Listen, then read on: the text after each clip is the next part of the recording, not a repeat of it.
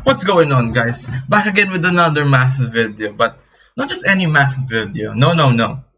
This is a calculus video, but not just any calculus video. This video has 75 calculus questions, and I am guaranteed you will go insane if you watch this entire thing all throughout. I want to give my shout out to my university, the Bulacan State University, and also my classmates there. Give them a shout out, maybe, I don't know. Anyway, this is inspired by Blackpenredpen. I will link those below, and there's the document for this entire thing, 75 calculus questions with all the tips and tricks that you will need for your calculus exams. Alright, let's get on to the first question. Now, if you look at in the file in the description below, you'll see that the first question is the limit as x goes to 4 of x cubed minus 3x squared minus 4x plus 12. Now this is fairly easy, as this is fairly basic actually, so we can just use the substitution method. This is just a shortcut, by the way, so don't do that. Don't actually substitute it, just find the possible values. We get 4 cubed minus 3 times 4 squared minus 4 times 4 plus 12, which is equal to 64 minus 48 minus 16 plus 12. If you calculate this is equal to 12, and that's the limit. No problem there. Next question. Question number 2. Here we go. The limit as x goes to 3 of x squared minus 5x plus 6 all over x squared plus x minus 12. Why don't we substitute things yet again? So we can say this is 3 squared minus 5 times 3 plus 6 all over 3 squared plus 3 minus 12. This is going to be 9 minus 15 plus 6, that's going to be 0. On the bottom is 9 plus 3 minus 12, also 0. And this is a 0 over 0 situation here, meaning this is indeterminate. You can use L'Hopital's rule here if you know what that is, but we can do this instead. Limit as x goes to 3, and then we try to factorize this top and bottom. The top one is exactly x minus 3 and x minus 2. And the bottom one is exactly x minus 3 and x plus 4. Now x minus 3, we can cancel that. So what we're left with is the limit as x goes to 3 of x minus 2 over x plus 4. There we can start substituting things together. 3 minus 2 over 3 plus 4. And the answer is 1 over 7. And that's the answer. Next question. Number 3. The limit as x goes to infinity now. So this is getting big. 3x to the power 5 plus 6x squared plus the square root of x cubed plus 4 all over 7x to the power 5 plus 4x to the power 4 plus 9x cubed plus 10. And that's it. So what do we do when x goes to infinity? Well, this is a polynomial thing, and this has no infinite, 0 times infinity situation here. So what we can do instead is actually just ignore everything that's lesser than the greatest polynomial. In the numerator, the greatest polynomial here is 5. So we can ignore everything that's lower than 5. So 2 is lower than 5. Here, it's 3, and this is the square root of 2. So the power is actually 3 over 2. Here, the denominator, the greatest power is 5, then 4, 3 is less than 5, and then there's nothing here. So we can ignore everything here, we can ignore this. So the limit as x goes to infinity, 3x to the 5 over 7x to the 5 remains. This doesn't work for everything, obviously, but this can work as a shortcut. We can cancel this out. So we're left with the limit as x goes to infinity of 3 over 7, and that is basically just 3 over 7. Now, There is a formal solution for this. We just need to multiply both the numerator and the denominator by 1 over x to the power 5. 1 over x to the power 5. So this becomes just 3. Oh wait, sorry. The limit as x goes to infinity. 3, that just becomes 3. Plus 6 over x cubed. Plus square root of x cubed plus 4 over x to the 5. Over this 7 plus 4 over x plus 9 over x squared plus 10 over x to the 5.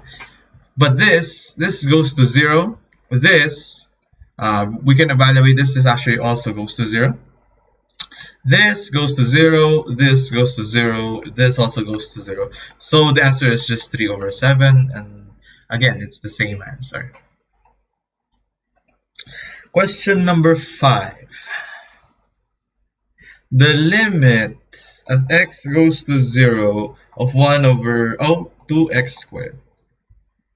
0 minus. The minus means that we're approaching from this side. So whatever the graph is, we're going this side. Probably looks something like that. So we're approaching going there. 0 minus. Right? 0 minus is something like negative 0.00001. So it's something that's less than 0 but not quite 0. Just remember that we are approaching from the negative side. Alright. So what can we do about this? Well, let's try evaluating it. The answer for this is 1 over 2 times 0 minus squared. So basically this is just 1 over 2 times 0. This is 1 over 0, that's undefined, right? Is it undefined? Well, let's think about it like this. 0 minus is this thing, negative 0.00001 or something. If we square that, we get something like 0.000000001. That's a very small amount, but it's nowhere near 0. It's still something else that's not 0, but it is positive. So we can say that this could be described as 1 over 2 times 0 plus. 2 times 0 plus is 1 over 0 plus. What does that mean? Well, basically, if 0 plus, it's just like the graph in 1 over x. 0 plus actually goes towards positive infinity from the plus side. So this means that this answer is positive infinity. And that's the answer. Next question. Number 6. The limit as x goes to infinity of 3 to the negative x. Well, we can say this is also the limit as x goes to infinity of 1 over 3 to the x. And 3 to the x, if x goes to infinity, this goes to infinity. And 1 over infinity is equals to 0. So this means the limit actually goes to 0. Easy. Next question. The limit, I'm gonna put it as small as I can here. As x goes to 0 of sine x over x. Now sine of 0 is 0, then x goes to 0 is 0. So it's a 0 over 0 situation, but we cannot use the L'Hopital's rule. Because to use the L'Hopital's rule, we actually need to evaluate sine x, since the derivative of sine x requires sine x over x. So we need to find another way. Well, one way we can find it is by using, well, geometry and trigonometry. So let's use the unit circle as a model. There we go. This is the 1/4 of the unit circle, but it can work for now. Let's draw a line from here to here. Now, suppose this is angle x. What is the area of this? What is this area? Well, it's a triangle with the height and the length, so we can multiply them together. So this is, I don't know, A and B. The area of a triangle, as we all know, is AB over 2. where A is this and B is that. So what is A and what is B in this situation with respect to the angle x?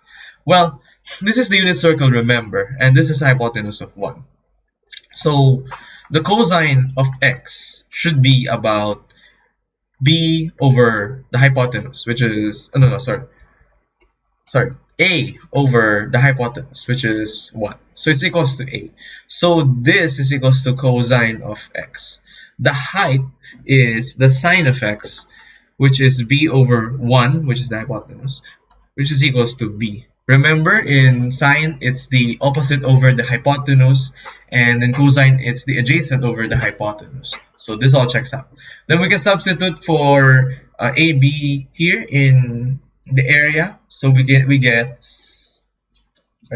cosine x sine x over 2. So the area of this small triangle here is this. Let's erase that for a bit.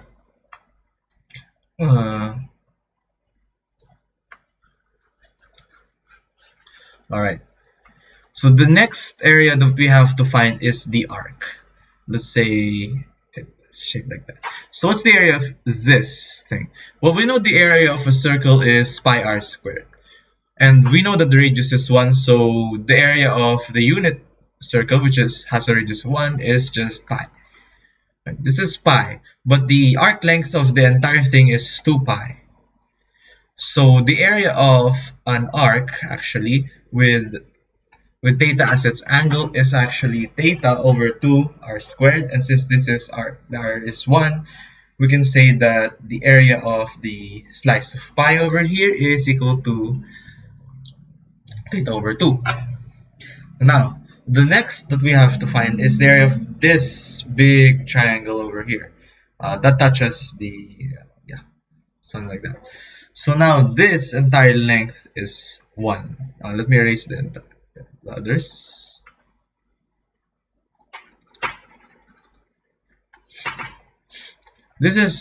We need to find the area of this. We know this is 1. We don't know what this is. We don't know what this is. What is tangent of x? Well, let's say this is c, alright? It's basically c over whatever this is, which is 1, right? That's the radius of the circle. So that means this is c. So c is equals to tangent x. So we can say the area of the triangle 2 is equals to tangent x over 2. And that's it.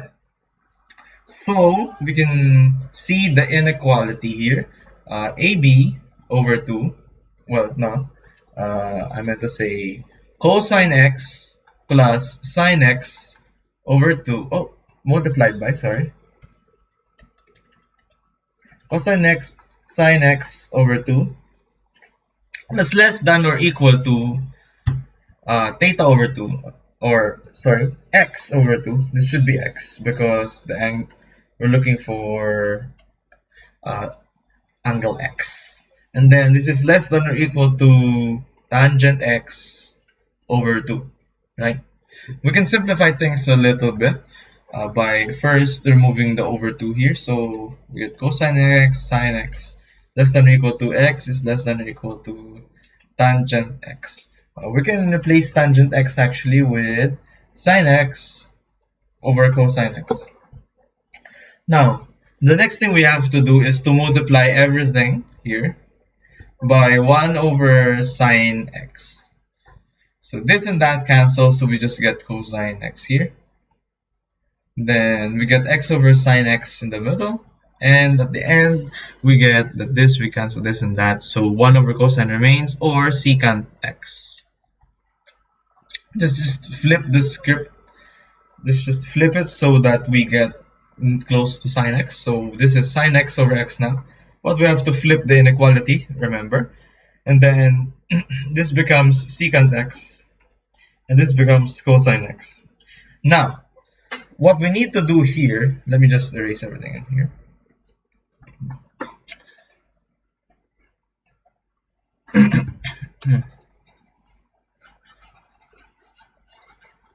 I just Restore this. So what we need to do here is actually to use the squeeze theorem. So squeeze theorem. This states that when we have a function here, and then this is all true. For all x values, this inequality should be true. So it would look something like this. Let me just touch that. Yeah, there you go. If this is always true, then the limit as x goes to a of f of x is equal to the limit as x goes to a of h of x. So if this is true, then the limit as x goes to a of g of x is equals to the limit as x goes to a of f of x or h of x. So we just need to find the limit of something that's always bigger and the limit of something that's always smaller in order to get the limit of the thing in the middle. So let's try to utilize that in our situation here. We have an inequality that we know is always true. So we can say that the limit as x goes to 0 of secant x is greater than or equal to the limit as x goes to 0 of sine x over x is greater than or equal to the limit as x goes to 0 of cosine x. This evaluates as 1. This evaluates as 1. So we can say that this inequality, 1 is greater than or equal to the limit as x goes to 0 of sine of x over x is greater than or equal to 1. Now, this is squeezed in with two equal values. So we can say that the limit as x goes to 0 of sine x over x is equal to the thing it is in the middle of, 1. And that's the answer. Next question. It's something related.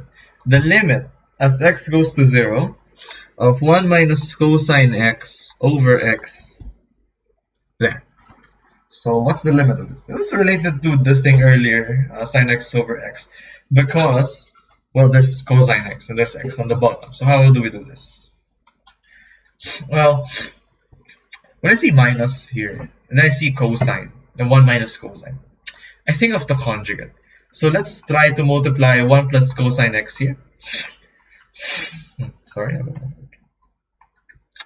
So both the numerator and the denominator, so nothing changes really.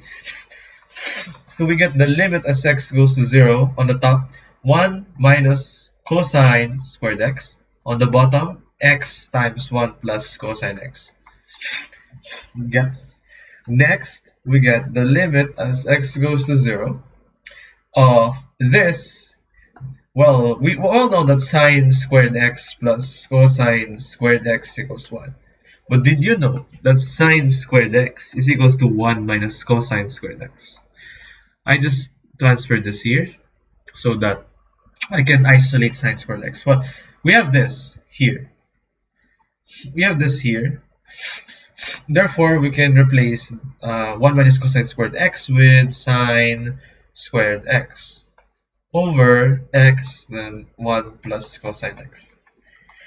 Let's try separating these fractions together. The limit as x goes to 0 of sine x over x, that's familiar, multiplied by sine x over 1 plus cosine x. Alright? This one, we know that when x goes to 0, the limit of this just goes to 1. The second one, we know that if x goes to 0, sine x goes to 0. At the bottom, cosine x goes to 1 as x goes to 0. So 1 plus 1 is 2. So this is just 0. The answer is 0. And that's the answer. This is also vital for the derivative of sine and cosine, so don't use L'Hopital's rule here. Anyway, question number 9. we'll know the limit as x goes to infinity of 1 plus 1 over x to the power x is equals to e. But have you ever considered what the limit as x goes to infinity of 1 plus a over x times to the power bx actually. So to the power bx. What is that? Well, we can do a little bit of substitution, but we have to be careful in how we substitute things here. If you know integration by substitution, we're going to do something similar, but not really. So I want a over x be equal to 1 over u, so that this thing is just equal to this thing. 1 over x, 1 over u is the same thing. But the bounds need to go to the same value. So this x goes to infinity. This has also x has to go to infinity, or has to go to infinity in order for everything to be e. So we can swap things together. We can say that au is equals to x. Then as x goes to infinity, this a goes to some u. We can also say that u goes to infinity, provided that a is defined and is a number. What can we do with this? Well, let's try substituting everything first.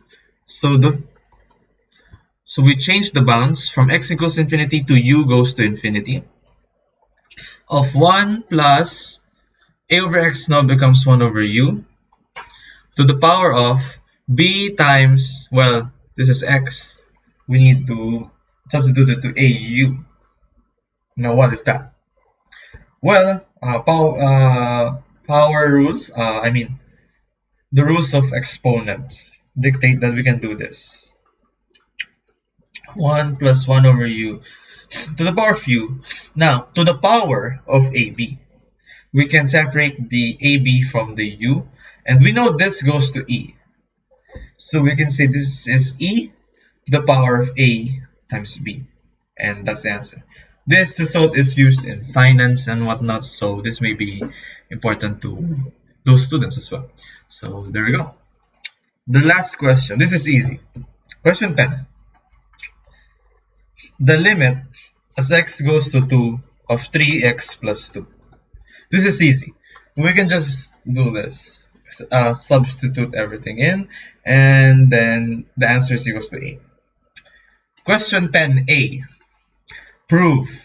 Question 10. Now this is a bit more difficult. What do they mean by prove question 10? Well, if you don't have any social life, then you might have stumbled upon the epsilon delta definition of the limit. It states, for all epsilon greater than 0, there exists delta greater than 0, such that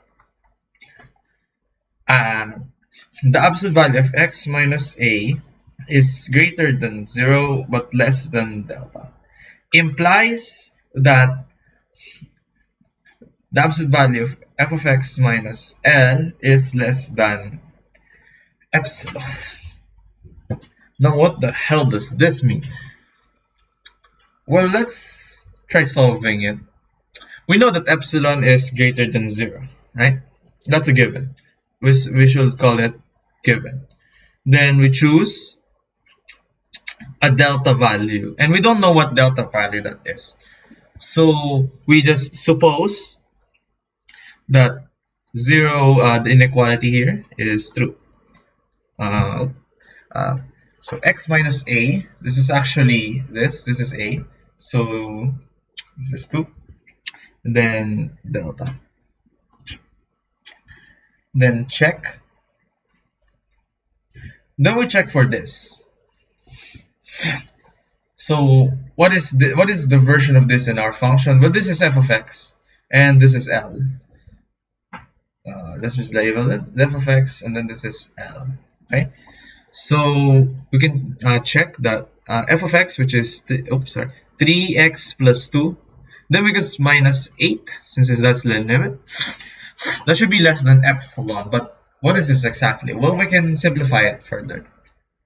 We can say this is the absolute value of 3x minus 6, which is 3 times the absolute value of x minus 2. I can put the 3 outside because it doesn't go negative or positive, whatever. Anyway,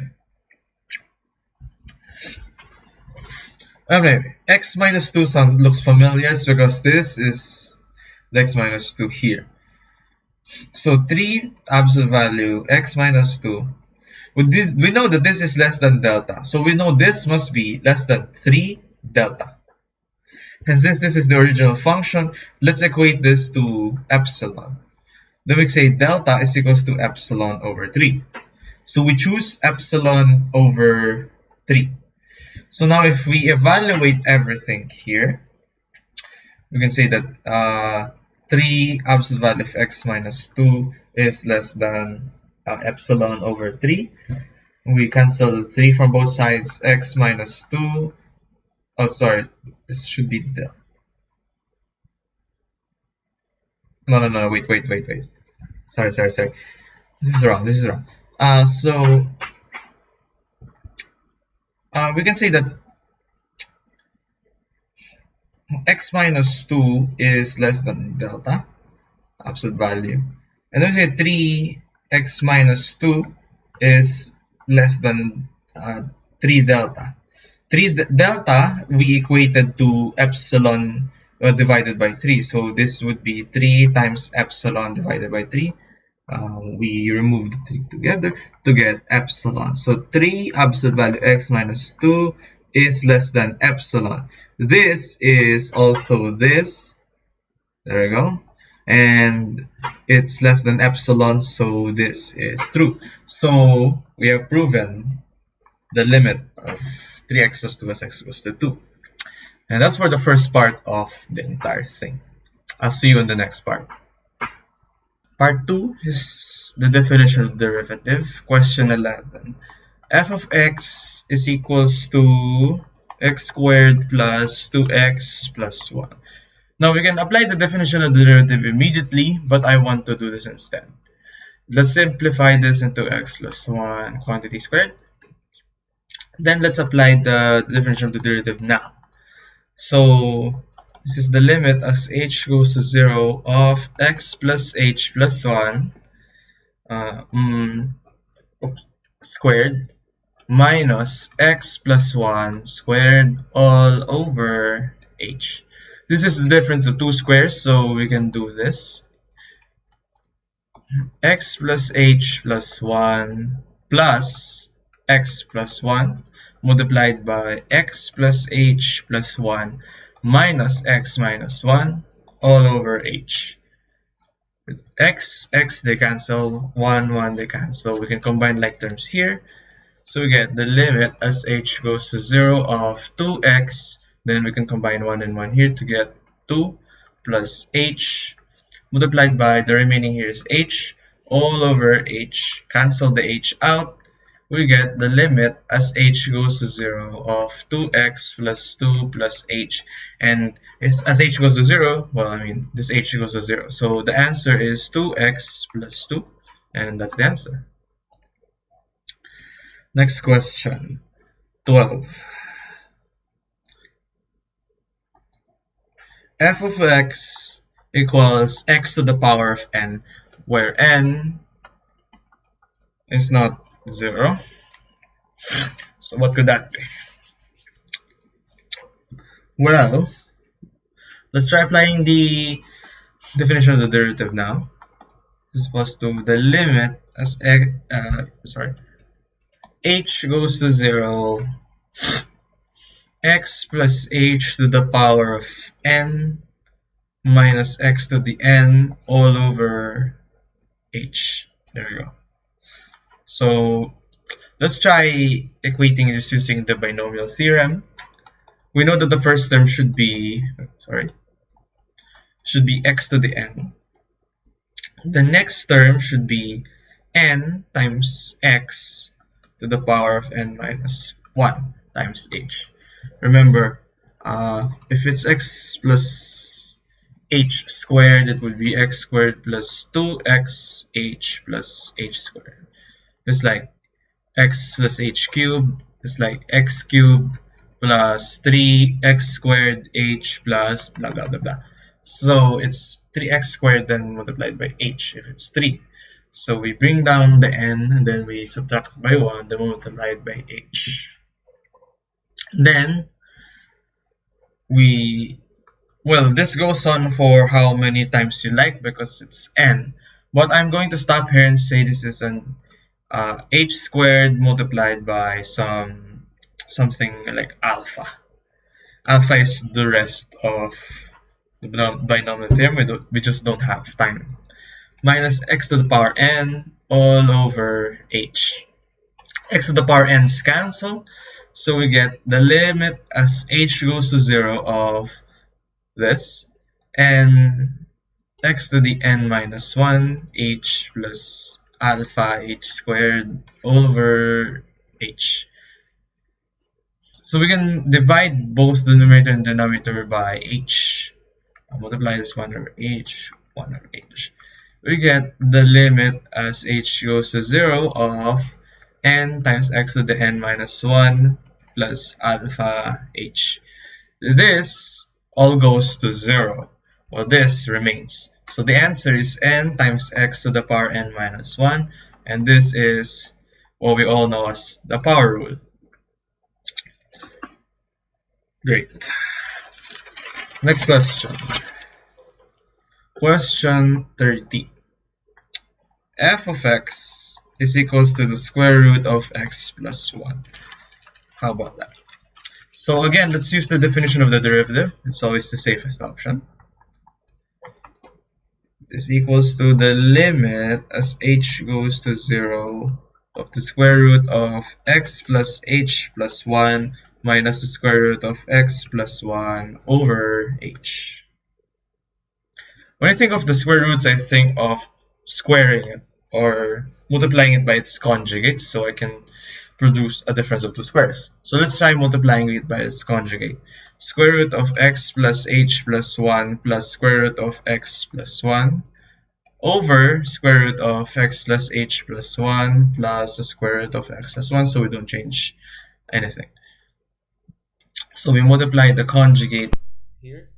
We get the limit as h goes to 0 of x plus h plus 1 minus x minus 1 over h, then x plus h plus 1, square root of that, plus the square root of x plus 1. Now here, we can cancel the x, we can cancel the 1, all that remains is the h. So it's the 0 of h over h, then the square root of x plus h plus 1 plus the square root of x plus 1. There we go. Close parentheses. So we can cancel out the h. We get the limit as h goes to 0 of 1 over x plus h plus 1 square root plus x plus 1 square root. Substituting h as 0, we get 1 over, well, this is just square root of x plus 1. This is also square root of x plus 1, so we can combine them and make it 2 square root of x plus 1, and that's the answer. Next question, 14. F of x, g of x, we have to prove the product rule.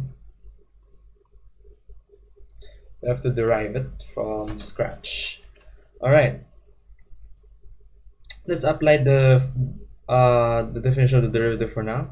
The limit as h goes to 0 of f of x plus h, g of x plus h,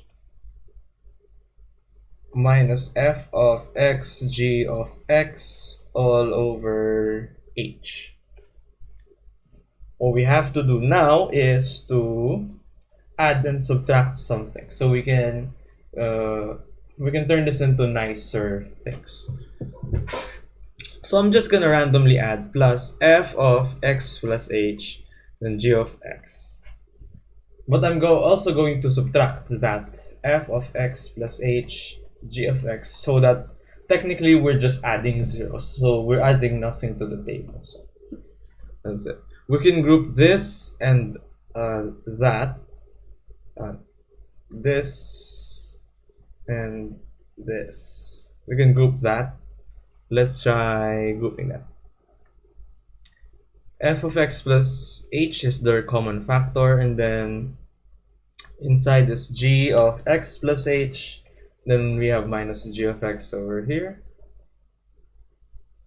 all over h. Then let's add, well, this, the remaining. Well, their common factor is g of x. And let's rearrange them in such a way.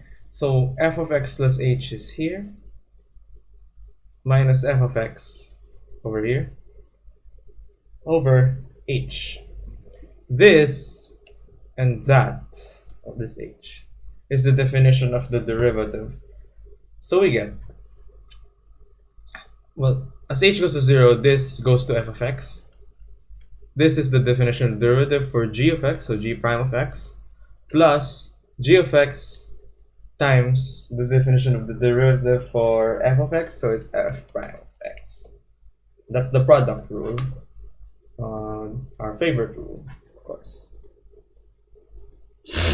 Next, question number 15. F of g of x, chain rule. So let's prove the chain rule here. I want to write the definition a bit weirdly this time. It's still f of g of x plus h minus f of g of x, but I'm going to do this all over h. I'm going to do x plus h minus x. This is technically still equal to h, but look at it, the input matches, right? Kind of. It's gx on the inside. So the input doesn't actually match. Well, we'll make it match. So let's multiply both the numerator and denominator by this. G of x plus h minus g of x. That looks like the definition of the derivative, but, well, it's not yet. There you go. Let's rearrange it a little. You have the limit as h goes to 0 of f of g of x plus h minus f of g of x. Then let's put this on the bottom. G of x plus h minus g of x multiplied by this on the top, g of x plus h minus g of x, over x plus h minus x. Now take a look at this. This is the definition of the derivative of g. So this is g prime x. Multiply this by whatever this is. Look at this. There's the input here, there's the input here, minus the input here and the input here. This one has a similar situation. There's the input here, there's the input here, minus there's the input here and the input here. So we can say this is f prime of g of x. And that is the chain rule. F prime of g of x times g prime of x. Next question. Question number 16. A classic. F of x equals e to the x. Well, let's try again. As with always, we should always try using the definition of the derivative. The limit as h goes to 0 of e to the x plus h minus e to the x over h. Let's try splitting the e to the x plus h into 2. So we get the limit as h goes to 0 of e to the x times e to the h minus e to the x over h. This is just loss of exponents. Let's try factoring them together. So we get the limit as h goes to 0 of e to the x. This is e to the h minus 1 h over h. Let's put e to the x outside since it is just a constant. Then the limit as h goes to 0 of e to the h minus 1 over h. Now at this point, let's remember what the definition of e is. We know that e is equals to the limit as let's say h goes to infinity of 1 plus 1 over h to the power of h. But did you know that, let's say, I don't know, 1 over h is equals to u. So if h goes to infinity, u goes to 0. So the limit as u goes to 0 of 1 plus, this is now u, to the power of 1 over u here, because we flipped it. This is now equal to e, still equal to e. But now the bound is that it goes to 0. And this can be any letter, not just e, it's just a dummy variable. So we can even put it h, as h goes to 0, 1 plus h to the power 1 over h. That still equals e. So let's try putting it in our little equation here. So e to the x times the limit as h goes to 0, and that's important, h goes to 0. We need the bounds to go to the same value. So e is 1 plus h to the power of 1 over h. That's just a formula. Now that to the power of h minus 1 over h is equal to the e to the x times the limit as h goes to 0 of, well, the powers here we can just multiply. So 1 over h times h, this cancels out. So we get 1 plus h minus 1 over h. 1 minus 1 is just 0. Then the h can cancel each other out. So this is just a big 1. So the limit h goes to 0 of 1 is just 1. And then the derivative, the big fat e to the x, which is itself, which is one of the more amazing results of derivatives. 17. F of x equals sine of x. Definition of the derivative again. F prime of x is equals to the limit as h goes to 0 of sine of x plus h minus sine of x over h. Let's just try using trig identities this time. We know that sine of a plus b, let's just put some Greek letters here so we can get all fancy. Alpha plus beta is equal to sine alpha cosine beta plus sine beta cosine alpha. Then we can separate these two together to form the limit as h goes to 0 of sine of x cosine of h. This is not the hyperbolic, but this is just normal cosine of letter h, plus sine of h, not the sinh, cosine x minus sine x. Let me just erase this now, sorry. We subtracted by normal old sine x all over h. The sine x here, the sine x here, we can group them together. The limit as h goes to 0 of sine of x, then cosine of h minus 1 over h, plus cosine x, then sine h over h. This is just negative 1 minus cosine h over h. And as h goes to 0, this goes to 0. So this thing goes to negative 0, which is just 0. So no problem there. So this goes to 0. Then sine h over h, as h goes to 0, that goes to 1. So the answer is sine x times 0, which is at 0. And then cosine x times 1. And that is just cosine x. That is the derivative of sine x. Next. Alright, here goes. Well, if we have sine, we cannot forget about cosine. Little cousin of sine. Little twin brother. Anyway, definition again. F prime of x is equals to the limit as h goes to 0 of cosine of x plus h minus cosine of x all over h. We know that the cosine addition identity is this: cosine of alpha, cosine of beta. minus sine of alpha sine of beta. Well, we can equate this to be cosine of x cosine of h minus sine of x sine of h. Maybe I'll just erase this one. Minus cosine of x all over h. Again, with the sign, let's group things together.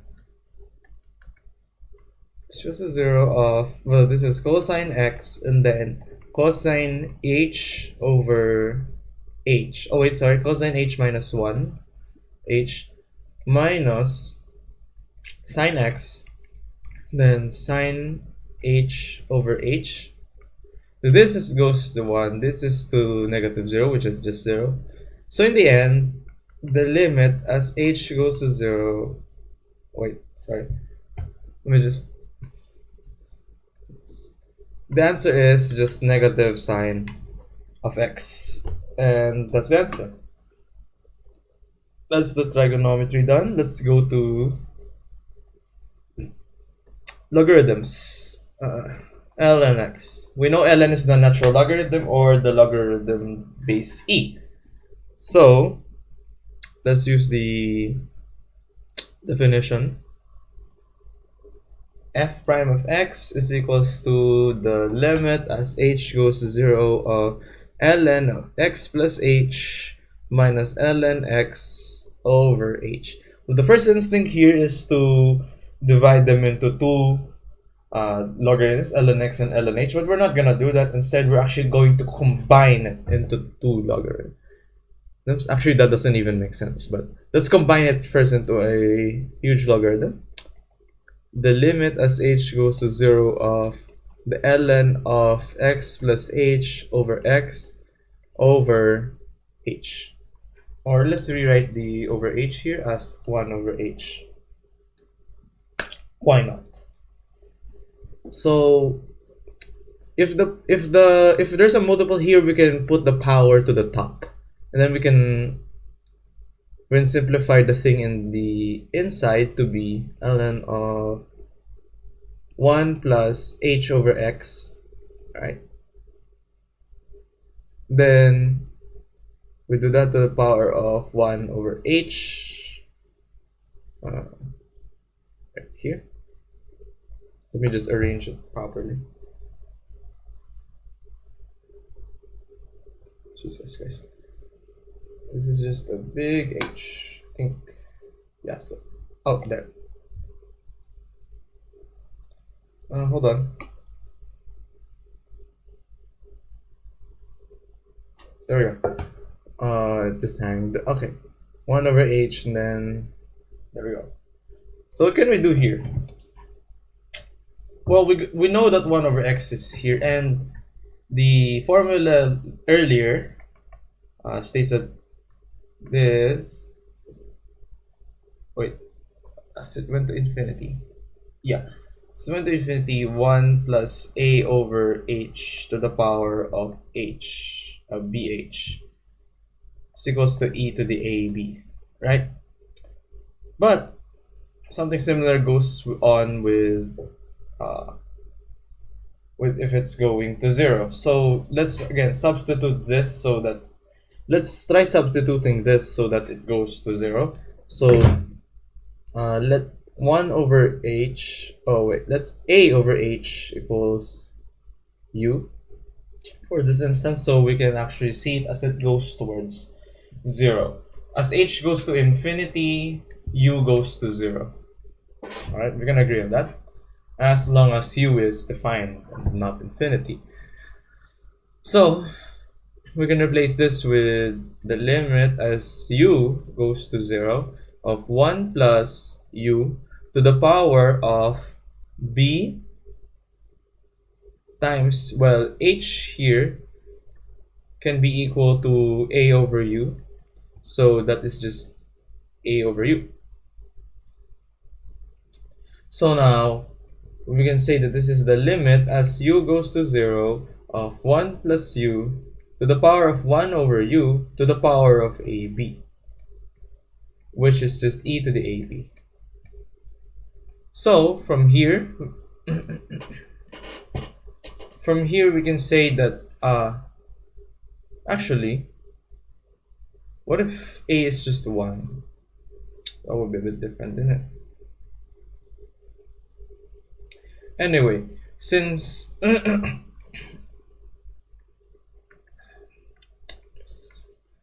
of ln of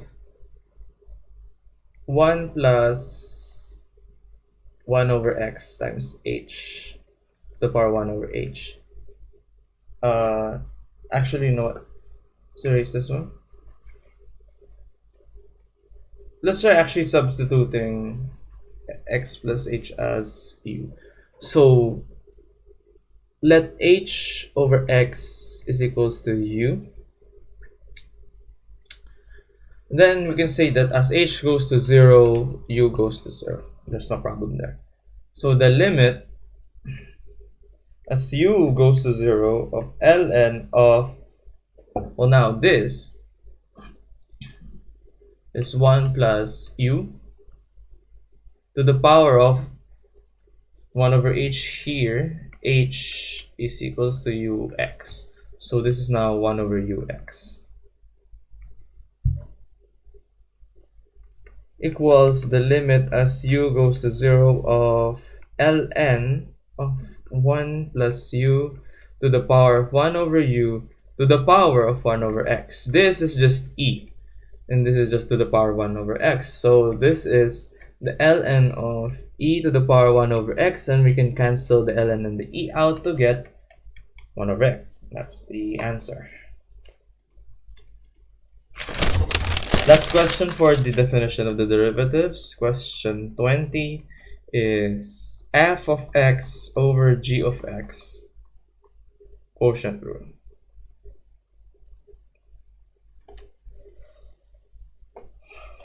So again, let's try just definition. So the definition is the limit as h goes to 0 of f prime of x plus h over g prime of x plus h minus f of x over g of x all over h. Now we can cross multiply this to get of f, no, this is not prime. Why did I write prime here? Let me just remove this, and remove that. I didn't need to put prime here. Anyway, so this is the limit of x plus h g of x minus f of x g of x plus h over h times g of x plus h g of x.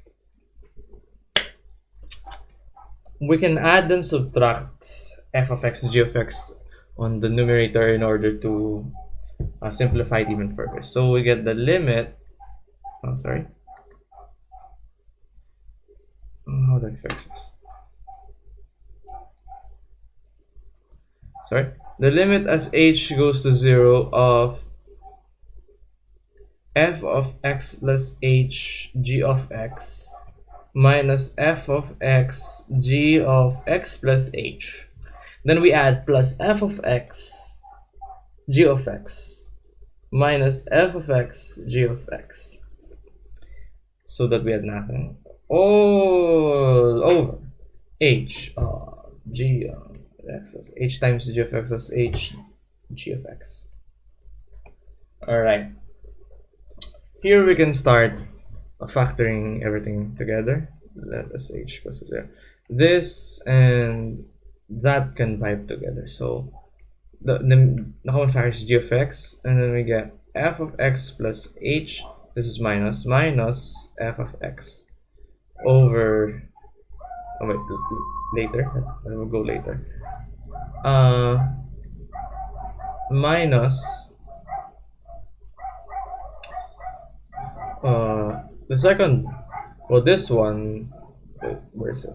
We can subtract it and then let's put this one on hold. Wait, let me just.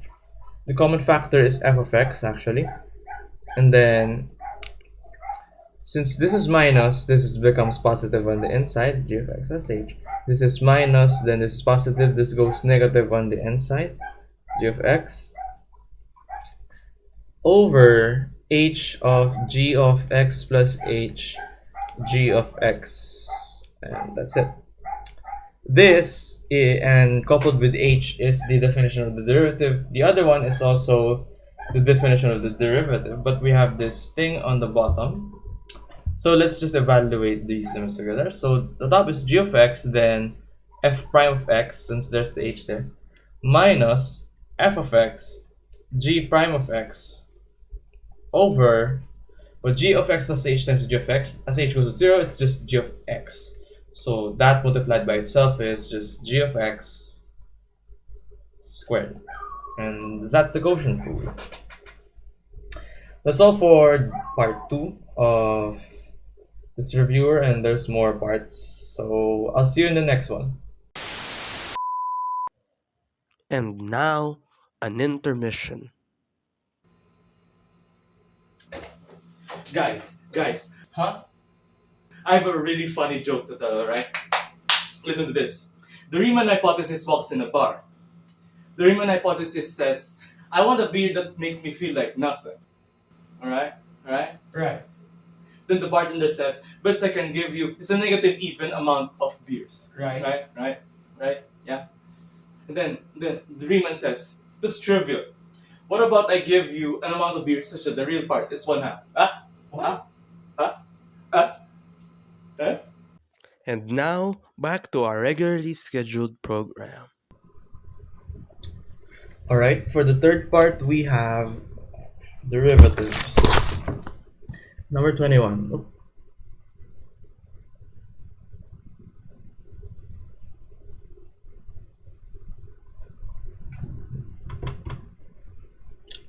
Alright, for the third part, we have derivatives. Number 21. Y is equals to x squared plus 2x minus 4 over x minus 3. For here, we just use the quotient rule, which is, well, we know this is u, this is v. Then the quotient rule, as we got from earlier, is the numerator derivative denominator minus uv over v squared. So we just follow this formula. So we get that the derivative is equals to the derivative at the top, which is 2x plus 2, then the bottom, which is x minus 3, then the top minus the top, x squared plus 2x minus 4 times the derivative of the bottom, which is just 1, over x minus 3 squared. Simplifying this, we get 2x squared from here, 2x squared, minus 6x plus 2, minus 6x plus 2x, which is minus 4x. Yeah, minus 4x. Minus 6 minus x squared plus 2x. Oh, sorry, minus 2x.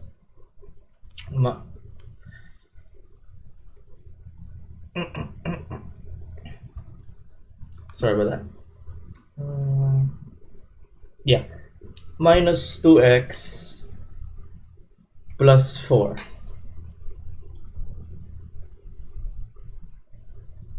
Yeah, over, oh, I'll just write that properly, over x minus 3 squared. 2x squared minus x squared, that is just x squared, minus 4x minus 2x, that's minus 6x, and minus 6 plus 4, that's minus 2, over x minus 3 quantity squared. And that's the answer.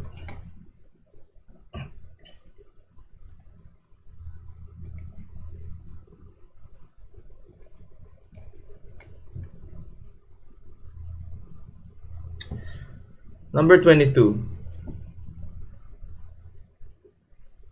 Y is equals to quantity 2x plus 3 to the power of 10. The derivative, we just have to use the chain rule in order to solve this. We put this down, so we can get 10 times the inside, which is 2x plus 3, and then the exponent minus 1, which is going to be 9. Then we multiply by the derivative of the inside. This derivative of the inside is just 2. So we can simplify this to get 20 times 2x plus 3 to the power of 9. And we don't need to simplify that any further because that's going to be long. Number 23. Y is equals to the square root of x plus 1 over x minus 1. That was x plus 1. That would have been very easy, but that's not what we're doing here today.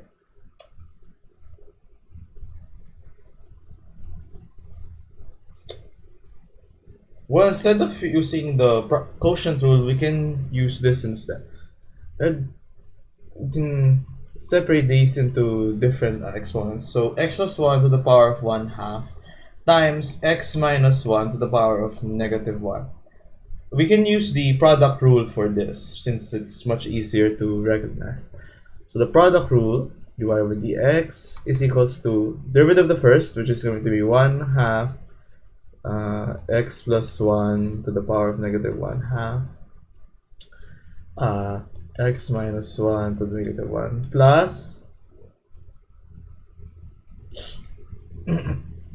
x plus 1 to the power of 1/2 and then times -1 x minus 1 to the power of -2.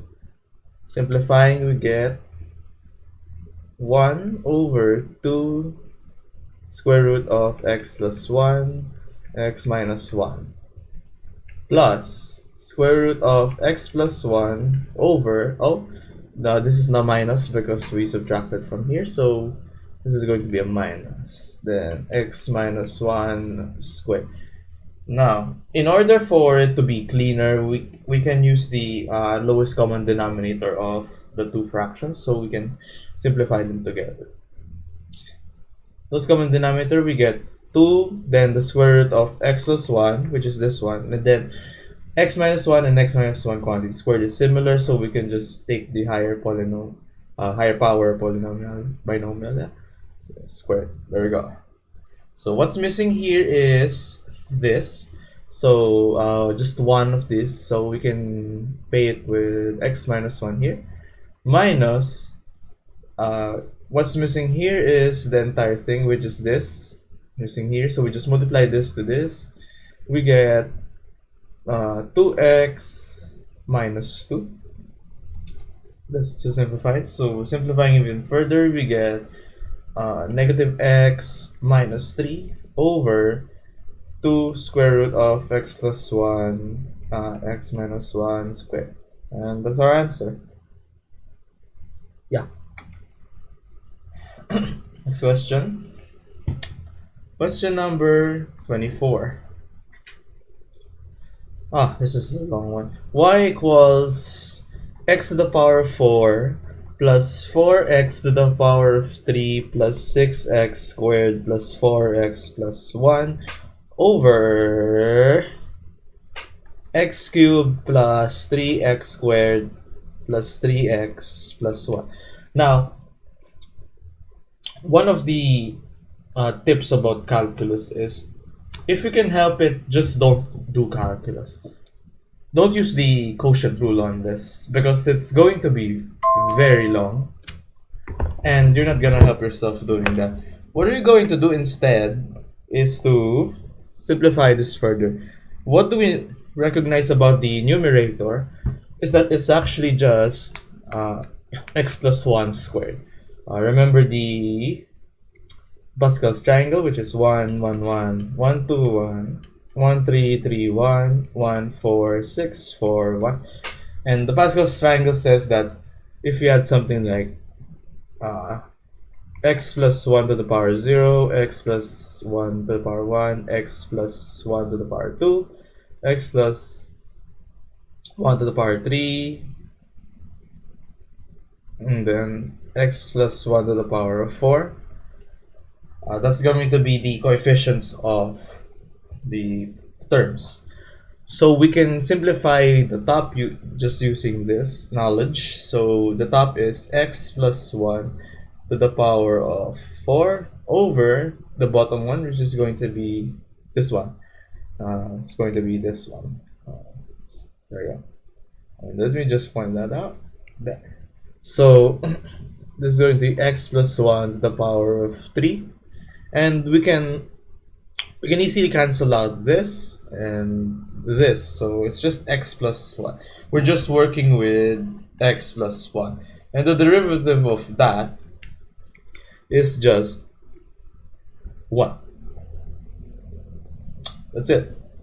Also, although we do have to say that this is not applicable at x is equals to -1, since the original function would be undefined. So it's not differentiable at that point. But you know, it's kind of neat to just know that the derivative is 1. Or you can do that with the other questions, but we don't. Anyway, we don't use that. We don't care about that anyway. Question number 25. This might sound familiar to some of you. Y is equals to x plus 1, then multiply 2x minus 1, then multiply x minus 1, and then 2x plus 1. Now you can use the product rule here. For like more than 2 product rule, for the more than 2 products, then you have finding the derivative of that. The rule is always just 1 at a time. You should always find the derivative 1 at a time.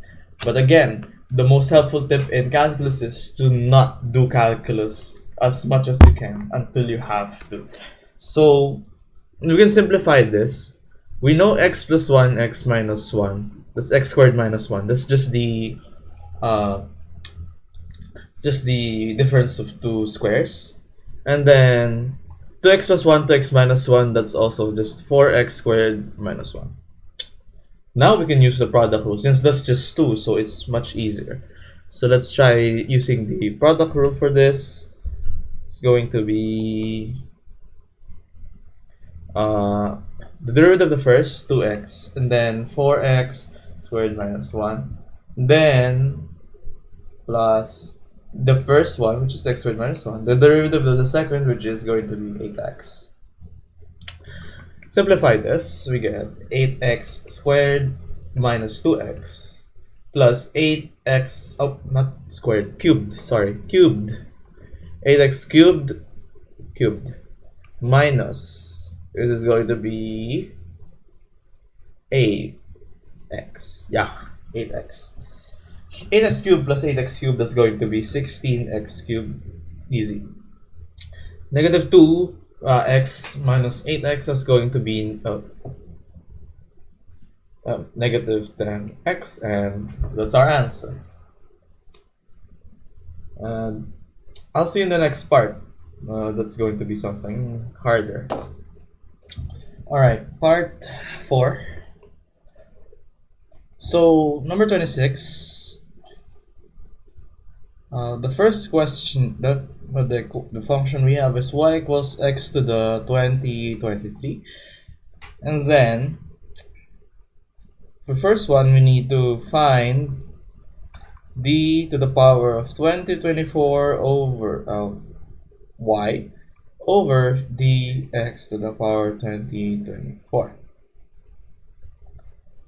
And then the next one, we need to find dny over dxn for n less than or equal to 23. So,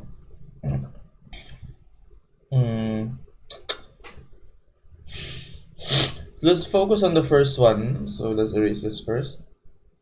Let's focus on the first question.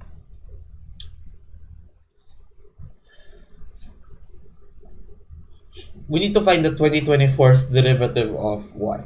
So let's find the first derivative, and then maybe we can find a pattern.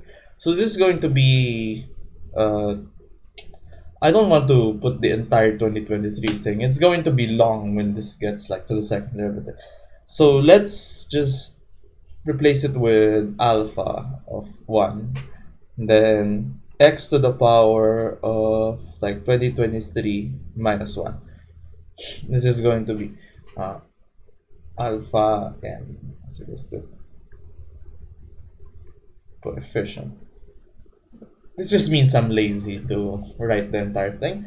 So we get that this is alpha 1 x to the 2022. Then the second derivative is alpha 2, some alpha 2 coefficient, x to the power of 2021. Third derivative going to be some alpha 3, then x to the power of 2020. So what's the pattern here? Well, the pattern here is that dny over dxn is going to be equal to, well, look at this, alpha n, which is going to be some number, then x to the power of 2023 minus n. So if n equals 2023, dny over dx to the power n is some alpha 2023. We don't know what alpha of 2023 is yet. And then times x to the power of 2023 minus 2023, which is just going to be, this is going to be x to the 0, which is just a constant. So this is going to be alpha 2023. So at n equals 2024, well, the derivative of a constant is just 0. So this is going to be 0. So in other words, the 2024th derivative of this, of y equals x to the 2023, is just equal to 0. The second part is, let me rewrite the entire thing, is to find a general equation. Now earlier, from here, we shorthanded the coefficient as alpha of n because we're lazy and we don't need that information now. But now we need to find out what alpha of n is for all n that's less than or equal to 2023. So we need to find a general solution for this. 23. So what's the solution for this? Well, at n equals 1, which is the first derivative, it's going to be 2023 times x to the 2022. N equals 2, it's going to be 2023 times 2022 times x to the power of 2021. So we're adding, we're multiplying just powers that are decreasing and decreasing and decreasing. And what do we need? What can we use when we're multiplying rapid succession? What I meant to say is we need the factorial for this one. So when the 2023 factorial is just 2023 times 2022 times 2022. But we're not multiplying all of it at once, so this has to be subtracted by something.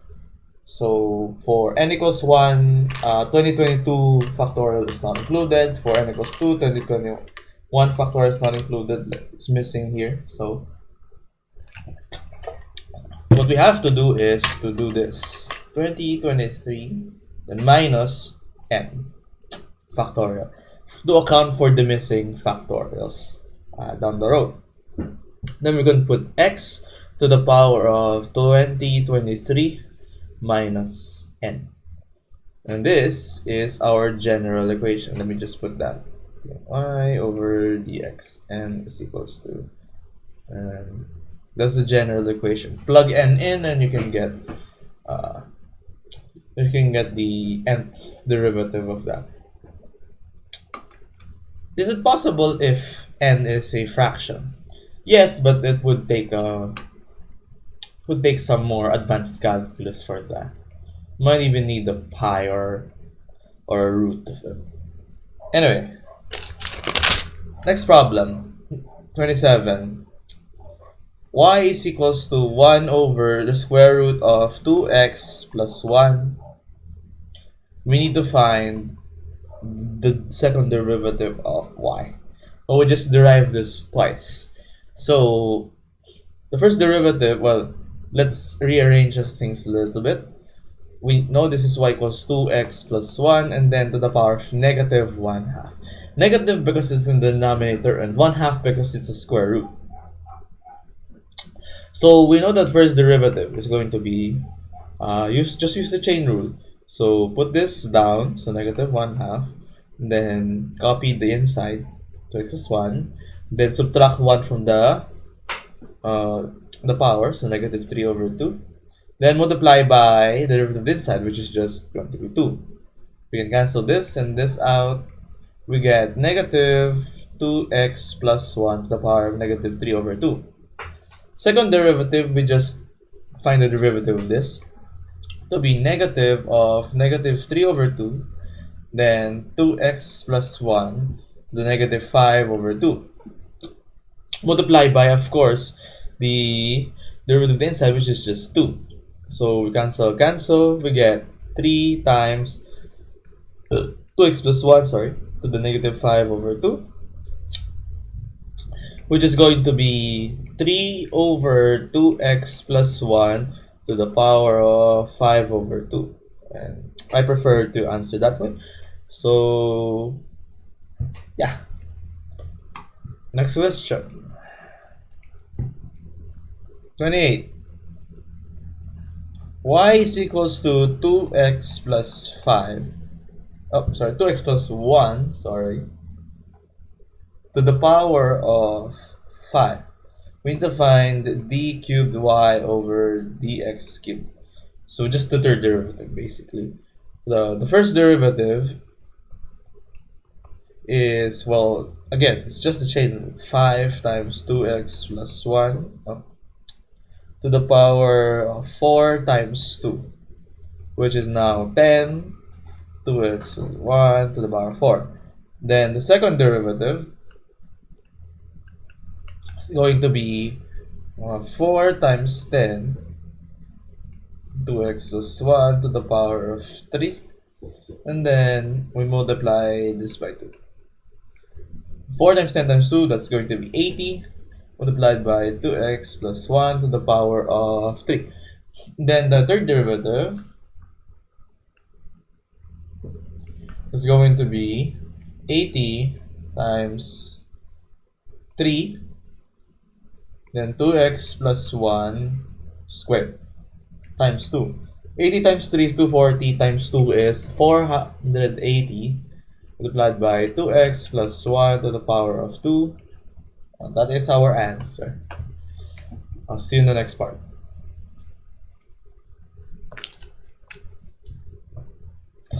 Part 5.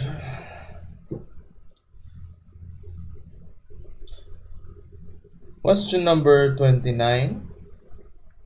Y is equals to ln of x. So, as a review, ln is the logarithm base e, and e is 2.718, 281828459045. So that's ln and e. We already went through that. So what is the derivative of ln of x? Well, this is just a chain rule thing. So let's find the derivative of the outside, which is 1 over the inside is ln x. Then the derivative of the inside is just, what's the derivative of ln x? But that's just 1 over x. I'm simplifying to get 1 over x ln x. And that's the answer.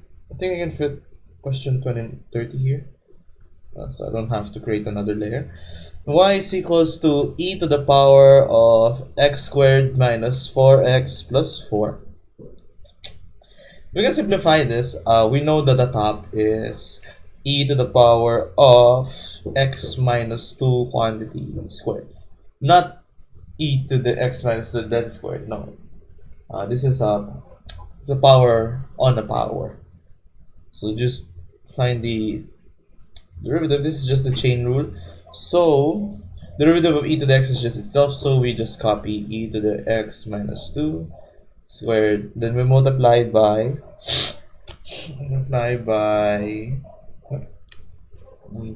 2 times x minus 2 to the power 1, which is just, yeah. We can say this is e, put this in front so it's clean. So 2x minus 4, then times e to the power x squared minus 4x plus 4. I think that's the answer. 31. Y is equals to x to the power of x over lmx. So for this it looks like it's nightmarish, but we can actually just simplify this first and then we get the answer. Again, in doing calculus, we do as less of it as possible in order to get easier results. So we know x is equals to e to the ln x. It's also ln of e to the x, but we can get to that.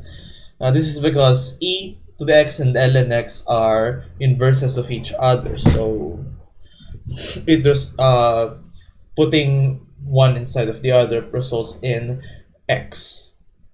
So we can replace x here with e to the ln x to the power of x over ln x.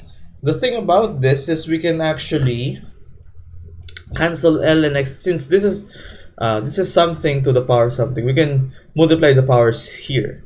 So we cancel ln x, we get e to the x. And what's the derivative of e to the x but just e to the x? That's it. No fancy chain rule, quotient rule needed. Just simplifying and we get the answer. Number 32. Y is equals to 10 to the power of x times log base 10 of x. Well, for other bases, this is kind of a problem since we know ln and we know e to the x. But how about base 10? Well, since we hate base 10 so much, why don't we convert this to base e? So we get we know that e to the ln x is x, but do you know that e to the ln of 10 is equals to 10? E and the ln just cancel us in order to get this. So in order to get a good result out of this, we make the 10 e to the ln 10. So e to the ln 10 times x. Then the log base of 10 of x. We know this is ln x over ln 10. Again, this is our polynomial rules. So we can transform that into ln x over ln 10. ln 10 is a constant. So we just bring it to the front. And then multiply this by e to the x ln 10 ln x. So after that, what about? So we just use the product rule here. We just may put ln 10 here. Then the derivative of the first is going to be, well, e to the x ln 10, and then the derivative of the inside, which is going to be ln 10. Sorry for that. We just trash my computer. It might turn off in a moment. Alright.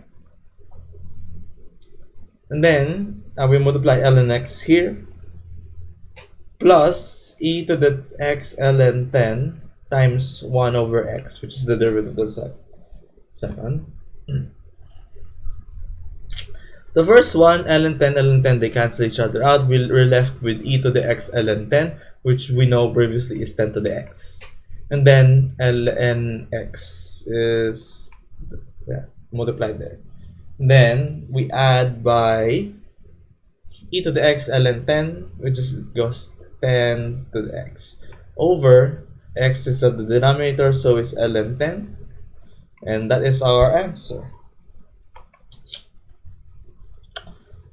Last question for this part, 33. Y is equals to ln of x to the power of 33. You may think this is a bit hard, but no, this is actually quite easy.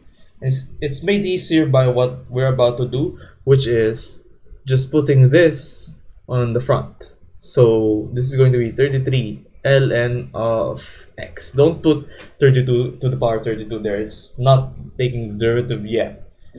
We're just taking the exponent in front. So the derivative of this is just 33 over x. That's literally the answer. Alright. Question number 34. Then this time we're focusing on trigonometry. So review your trigonometric identities because we're going to be using a lot of them. Y is equals to sine of 3x cosine of 3x.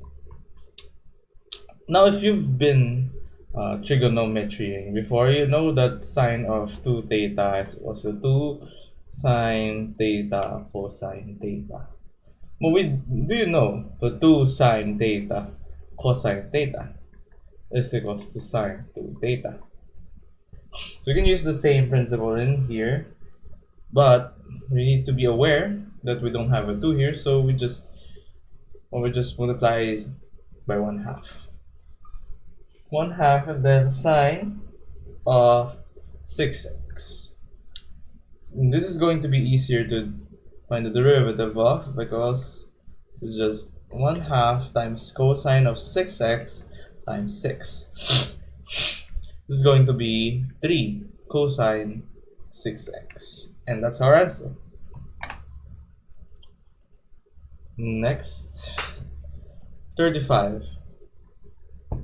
Y is equals to cosecant x. We all know cosecant x as 1 over sine of x. Well, we know 1 over sine of x is going to be sine of x to the power of -1. Not the inverse sine to the power of -1. So the derivative of that is going to be, well, just bring the power to the front, -1, then sine x, then subtract 1 from the power, -2, then multiply by the derivative of the inside, which is going to be cosine x.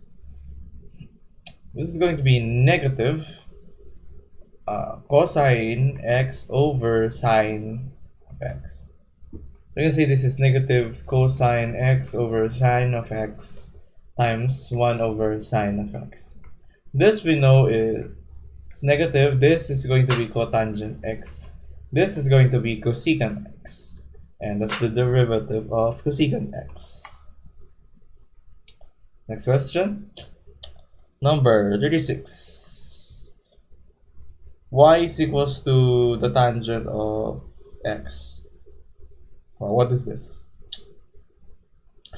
Well, we know this is sine x over cosine x. We can just use the quotient rule for here. So y prime is equals to derivative of the top is going to be cosine x, then multiplied by cosine x, minus the top, which is sine x, then derivative of the bottom, which is negative sine x, over cosine x, cosine squared x. There you go. So the top is going to be cosine squared x, then minus is positive sine squared x, over cosine squared x. Sine squared x, cosine squared x, this is equal to 1 over cosine squared x, which is equal to secant squared x. And that's the answer.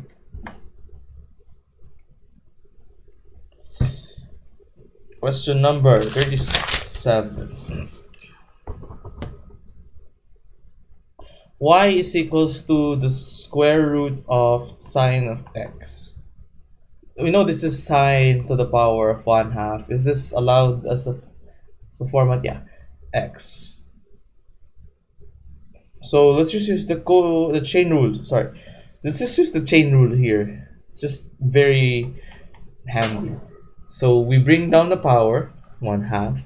Then sine of x is negative, so I won't put it in the middle. Then negative 1/2 multiplied by the inside, which is going to be cosine x. This is the numerator is cosine x. The denominator is 2 times the square root of sine x. That's the answer.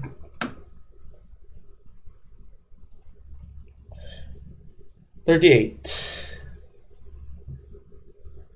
Y is equals to ln of secant x. Well, do we know the derivative of secant x? Maybe not. Maybe one way we could do this is if we know the derivative of secant x. Y prime is equals to 1 over secant x. Then we multiply that by secant x tangent x, which is the derivative of secant x. Cancel, we get tangent of x. That's one way. One way we can also do this is we know that secant x is ln of cosine x to the power of -1, which is basically 1 over cosine x. We can bring the power to the front. We get negative ln of cosine x, and cosine x we do know the derivative of. So let's do that. Y prime is equal to negative 1 over cosine x times the derivative of the inside, which is negative sine x. Negative becomes positive, and sine x is on the numerator, cosine x denominator, and we know this is tangent of x. And that's the answer.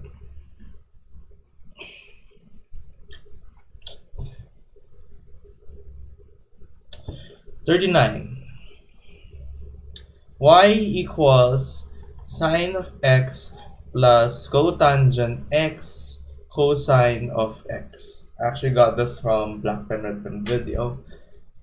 We can just outright use just product rule and whatnot. But how about we try first using trigonometric identities before we do that. Again, the golden rule of integration of calculus overall is to do as much of not calculus as possible. Don't do as much. Don't make it hard for yourself, man. So sine x is just sine x.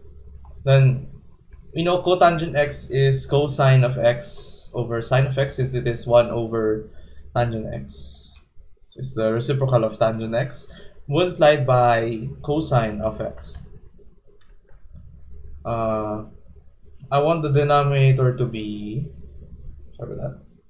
Well, I want the denominator to be sine of x, and so we have to multiply this by sine of x. So this is sine squared x plus cosine squared of x. Sine squared x plus cosine squared x, again, that's just 1 over sine x. This is now cosecant x. And as we all know from earlier, let me just pull up the question from earlier. No. Here we go. So the derivative of cosecant x is just negative cotangent x cosecant x. So we can use that result here. Y prime is equals to negative cotangent x cosecant x. Okay. That's the answer. Question number 40, and this is the last question for the trigonometric round. Oh damn, this is gonna be a long one. Sine of x. Let's just put y equals sine of x cosine x, tangent x, secant x, cosecant x, cotangent x. So it's just the entire squad together. Again, you can use the product rule if you want. Please don't use the product rule because that's going to be very difficult, might I say. So what we need to do is we know that this is 1 over cosine x. We know this is 1 over sine x. We know this is 1 over tangent x. If we multiply it by sine x, cosine x, tangent x, sine x cancel, cosine x cancel, tangent x cancel. We're left with y equals 1. So y prime of that, this is just a constant, derivative is just 0. And that's it for the trigonometry part. See you in the next one. Before we begin about the hyperbolic world, first I have to talk about what the hyperbolic functions mean. So sinh of x, this is e to the x minus e to the negative x over 2. Cos of x is equals to e to the x plus e to the negative x over 2. This is something that we can consider them as. So anyway, with that being said, question 41. Y equals sinh of x. So derivative. So the derivative, well, first let's express this in terms of the e. So e to the x minus e to the negative x over 2. What's the derivative of that? Well, this is just e to the x over 2 minus e to the negative x over 2. So first part is just e to the x, unchanged, over 2. This is just a coefficient, so there's nothing special about that. And then e to the negative x, we copy that, e to the negative x. And then we change the sign from negative because this is going to be the derivative of negative x is just negative 1. So we multiply that and then we get plus over 2. Let's combine these, e to the x plus e to the negative x over 2, and that is cos of x. Next, so remember this because the next question is going to be very similar. 42. Cos, y equals cos of x. So y is also equal to e to the x plus e to the negative x over 2. Okay, and then the derivative is just e to the x plus, well, this is now going to be minus since we multiply by the derivative of negative x, which is negative 1. Negative e to the negative x over 2. This is just sinh of x. It doesn't go negative like sine would. Sinh just is positive. Next question. 43. Cos squared of x. Well, this is just the product rule. No, not the product rule, just chain rule, sorry. So the derivative is going to be 2 times cos power 1 x multiplied by sinh of x. This is also can be equated as sinh of 2x, much like normal sine. Next question. Y is equals to tang of x. We know tangent of x. Let's secant squared x. Does it still hold up here? Well, let's try. One more thing about, we'll deal with that later. This is just as like normal sine. This is normal tangent. Sorry, sinh x over cos x, right? So we can just use the quotient rule for this. So cos of x, which is the derivative of the top multiplied by cos of x, the bottom, minus sinh of x times sinh of x, which is the derivative of bottom, over cos squared x. This is going to be cos squared x minus sinh squared x over 2. So what's cos squared x minus sinh squared x? Is that the hyperbolic version of 1? Well, let's see. So we know cos is equals to e to the x plus e to the negative x over 2 cos of x. Sinh of x is equals to e to the x minus e to the negative x over 2. Squaring the top, squaring this is e to the 2x plus 2, let's just put cos squared x here, 2 e to the x e to the negative x plus e to the negative 2x all over 4.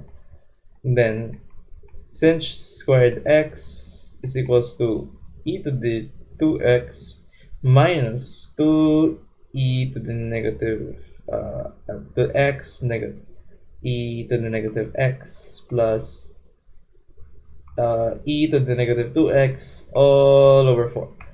So subtracting this, cos squared x minus sinh squared x, this and that cancel, this and that cancel, 2e x e to the negative x, this is just going to be 4. Wait, e to the x times e to the negative x is the same as e to the x minus x, which is just e to the 0, which is just 1. So this is just 4 over 4. That's this version's 1. So the top is, oh, let me just complete this. There. So the top is going to be 1 over cos squared x. This is equal to sec or hyperbolic secant squared x. So yeah, the derivative of the tangent is just the derivative of the hyperbolic secant. So that's nice. Next question, 45. Y is equals to sinh of ln x. We can use the chain rule for here, but let's use the definition of sinh. So sinh is, well, we're going to equate this e to the ln x minus e to the negative ln x over 2.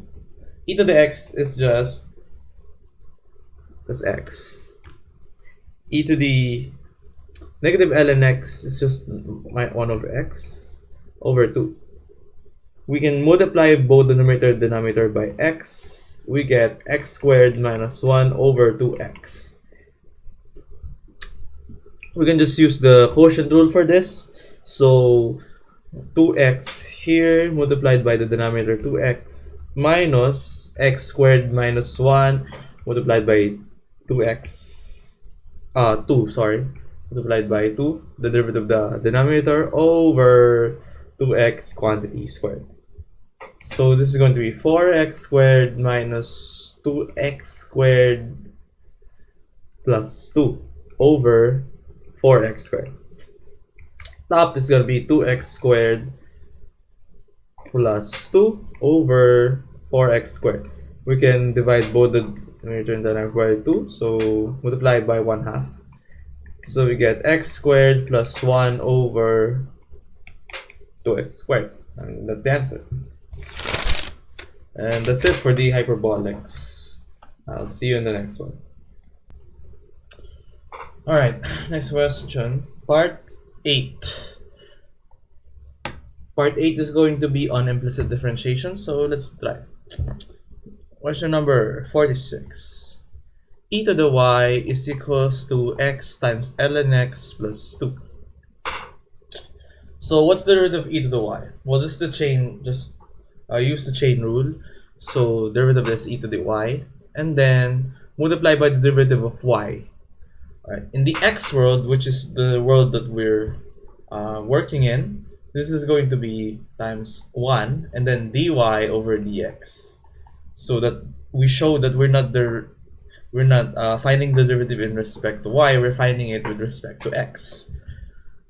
Equals, we just use the product rule here. So derivative of x, which is just 1, so ln x, plus x times derivative of ln x, which is just 1 over x.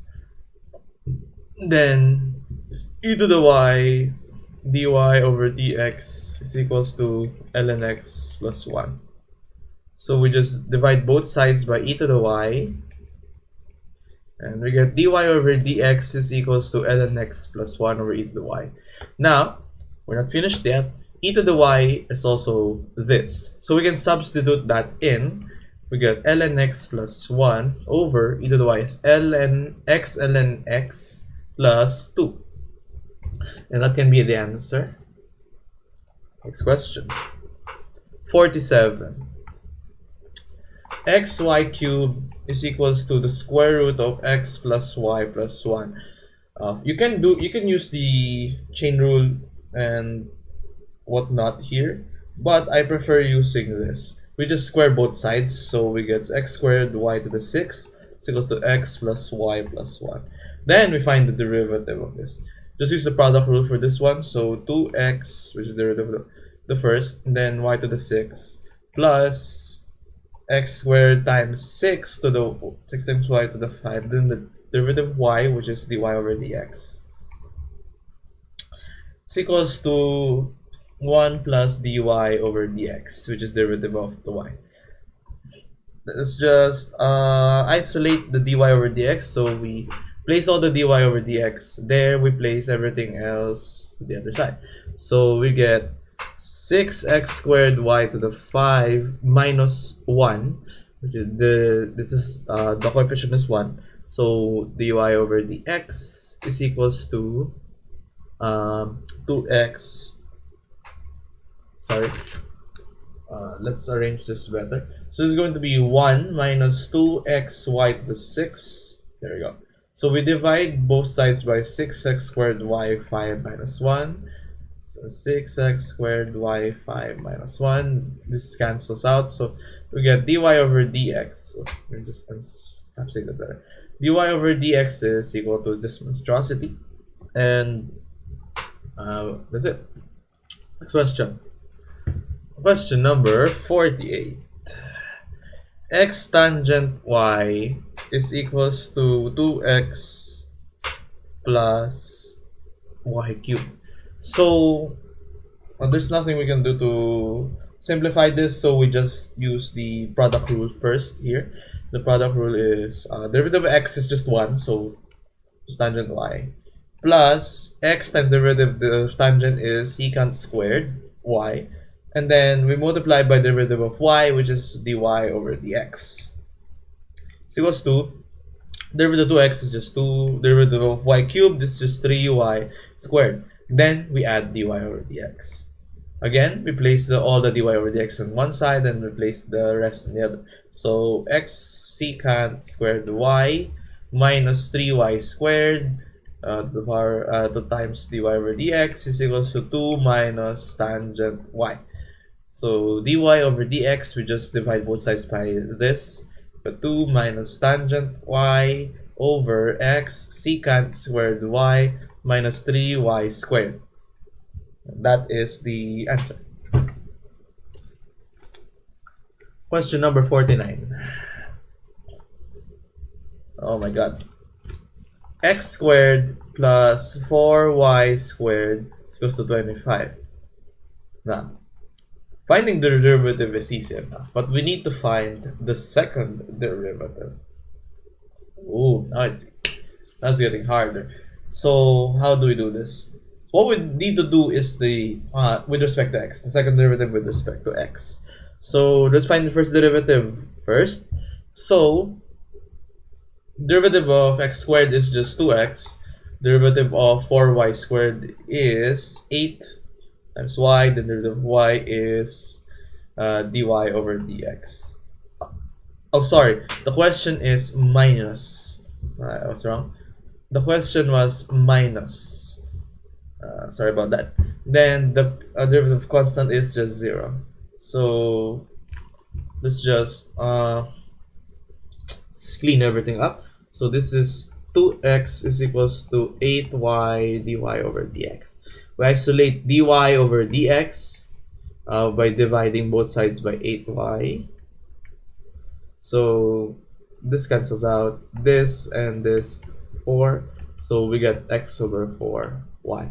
First part. Second part is to find the derivative of this again. So d squared y over dx squared is equals to, just find the derivative of this. So the derivative is, we just use the quotient rule. 4y squared in the bottom, no dy over dx on the bottom. And then derivative of the top is just 1 times 4y.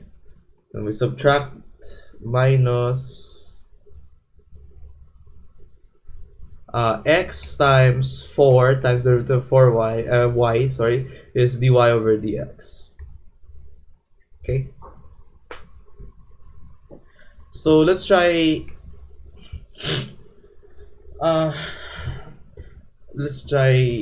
separating the two together. So for separating the two, so 4y over 4y squared is 1 over 4y, and then this is 1 over 4y squared minus 4y, then x minus 4. Okay, dy over dx, we know dy over dx is x over 4y, so we just put x over 4y right here. Oh, this is not minus, this is just a multiply. Let me just rearrange it a bit. So this is going to be x times 4 is x over 4y.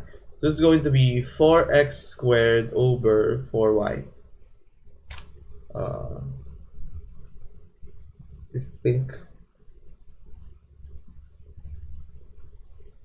think that's what we have to do.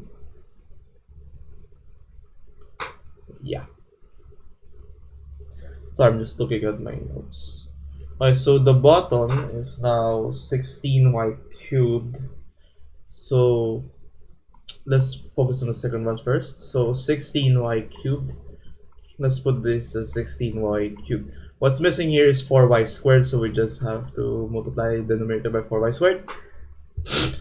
Minus the top is 4x squared. Yeah, 4x squared. And then combine the entire thing over 16y cubed. Let me just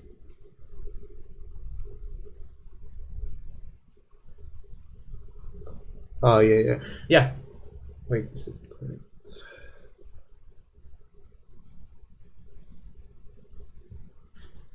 Y cubed. Oh, this is 4y squared, right? So this has to be 64y cubed, but sorry, I'm wrong. I was wrong. So this is, so let me just rewrite this. This is 16y squared already, and then we can cancel 4 here, so we get 16y cubed here, and then x squared. So it's actually just 4y squared minus x squared over 16y cubed. Yeah, that's the answer. Sorry about that. Next question.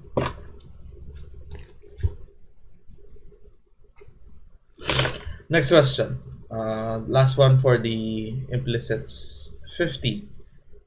Question number 50 is x, y, z, w is equals to 1. We need to find the partial derivative of w with respect to y.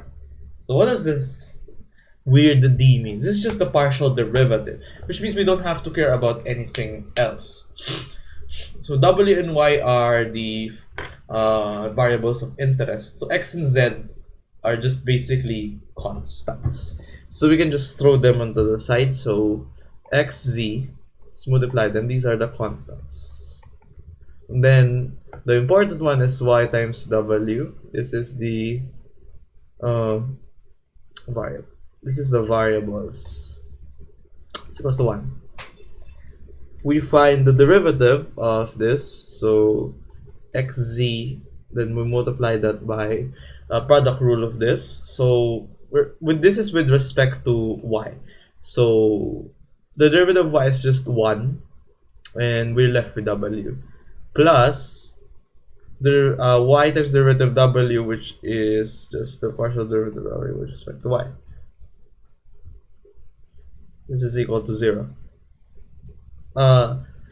We can divide both sides by xz. No one will miss them. So yeah, this is just 0. So we can put the w on the other side. So this is now y times partial of w or partial of y is negative w. Then divide both sides by y. We get the partial derivative of w with respect to y is equals to negative w over y. And that's the answer. And that's the last of the implicit differentiation. So I'll see you in the next part. And now, an intermission. I made a severe and continuous lapse in my judgment, and I don't expect to be forgiven. I'm simply here to apologize. What took place when I solved that integral wasn't even meant to happen. I forgot to add plus c into the answer. I know how to solve integrals, but I forgot to add in for all the cases where the constant is not 0. I want to apologize for all the math teachers out there, the mathematicians, and to my math idol, the guy who invented numbers. The goal of my content is to educate you all about this kind of thing. I'm sorry. And now, back to our regularly scheduled program. Alright, question 51. Y is equals to arctangent of x. For the uninitiated, this is, you could also say this is the inverse tangent of x, but I just like writing it as arctangent of x. Now, the first step, you can use the definition of the derivative, but I don't know how to, I don't know how we would go with that. So let's just find the tangent of both sides. So tangent y is equals to the tangent of arctangent x. Tangent of arctangent, tangent and arctangent can cancel each other out. So we're left with tangent y is equals to x. This is just one of those sorry, implicit differentiation situations. So we can apply those techniques. The derivative of tangent is secant squared y, and then dy over dx, chain rule, is equals to 1. Isolating dy over dx, we get 1 over secant squared y. Now, what can secant squared y be? What's secant? Well, we know that secant squared, let's say y, minus tangent squared y is equals to 1, right? So that means secant squared y is equals to 1 plus tangent squared y. And tangent y we know is going to be x. So dy over dx is equals to 1 over 1 plus the tangent squared y, which is going to be x squared. And that's the derivative of arctangent x. Next question, 52. Here we go. The y is equals to ar times x. Some of you may write this as inverse tangent of x, but I prefer the ar times version. It's cleaner. So let's do the same thing with the arctangent earlier. So the hyperbolic tangent of y is equals to x. Same thing actually is going on with whatever was happening earlier. So hyperbolic secant squared y dy over dx is equals to 1. That's that. And then dy over dx is equals to 1 over hyperbolic secant squared. Oh, wrong. Y. Now, in the hyperbolic world, it's no longer secant minus tangent. It's actually secant, hyperbolic secant squared y plus hyperbolic tangent squared y is equals to 1. So, hyperbolic secant squared y is equals to 1 minus hyperbolic tangent squared y. And hyperbolic tangent of y is equals to x. So dy over dx is equals to 1 over 1 minus x squared. And that's the answer.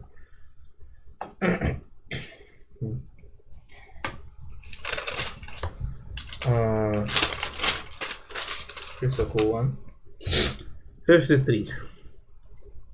Y is equals to cosine of arcsine of x. For here, we just have to use the chain rule. Nothing special about that. So what's the chain rule? Well, so dy over dx is equals to, we know the derivative of cosine is negative sine, so it's negative sine, just lagged, negative sine of arc sine x, the inside, multiply that by the derivative of the inside, which is 1 over square root of 1 minus x squared. Sine and arc sine are inverses of each other, so they cancel out. So negative x, this is equal to negative x over square root of 1 minus x squared. And that's the answer. Number 54. Arc sine of 1 over 1 minus x squared, square root, is equals to sine of y. Well, we'll just use the chain rule and implicit differentiation. So derivative of this is going to be 1 over, let me just make the writing smaller so it fits, 1 over square root of 1 minus hold on, 1 over 1 minus x squared. So arc sine, the derivative of arc sine, we know that to be 1 over square root of 1 minus x squared. So this checks, this is the square of the inside, so that checks out.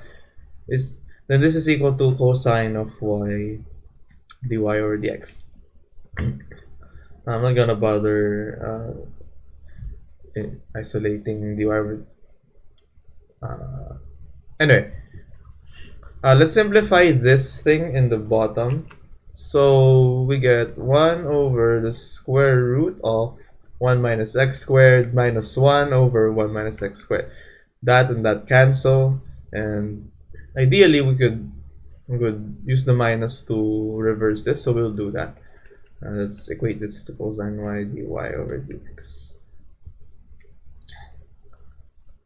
Let's put cosine on the other side, but I want like secant y, so it's cleaner. So it's on the numerator. Over, this is going to be square root of x squared over x squared minus 1 equals dy over dx.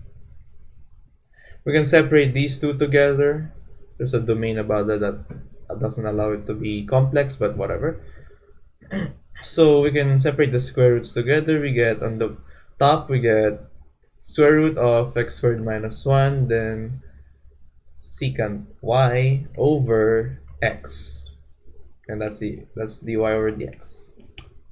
I think that's the answer. Feel free to check me out if it's wrong.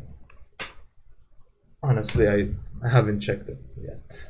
I checked it. It's like, I don't know if my checking is correct, but anyway. Y is equals to arctangent of AR and of X. Again, we're just going to use the chain rule for this. dy over dx is equals to 1 over 1 plus, let me just make it, yeah. 1 over 1 plus AR times, which is the inside, squared x. That kind of notation is, I think it's allowed. Times 1 over 1 minus x. Then it's up to you if you want to simplify this further, but I'm gonna stop right there. This is question 55, by the way, so there we go. And yeah, I'll see you in the next part. Alright, part 10, number 56. Oh, Jesus Christ. Number 56. So now we're dealing with tangent lines. So let's write the equation first. Y is equals to x cubed plus 4x squared minus 8x plus 2. Find the tangent line. Find the tangent line at at x equals 2. So what we're going to do first is to find the derivative. The derivative of this is 3x squared plus 8x minus 8. That's the derivative, otherwise known as the slope. So we're going to find the specific slope at x equals 2 by substituting x equals 2. So y prime of 2 is equals to 3 times 2 squared plus 8 times 2 minus 8. This is going to be 3 times 4, 12 plus 16 minus 8. That's going to be, hold on, 20? Yeah, 20. So it's going to be 20. That's just the slope. We know y equals mx plus b. And we have the slope, we just need the b. We need the y value, the x and y values. We have the x value here. We can find the y value. So if x equals 2, then y is equals to 2 cubed plus 4 times 2 squared minus 8 times 2 plus 2. This means 8. This is 16. This is minus 16 plus 2. This is going to be 10. So y is equals to 10 while x is equals to 2. So let's find the tangent line. So we know that the slope is 20, so we can do this, 20x plus b. And then let's set x and y to be this value. So 10 is equals to 20 times 2 plus b. This is going to be 40, this is going to be 10, and b is going to be negative 30.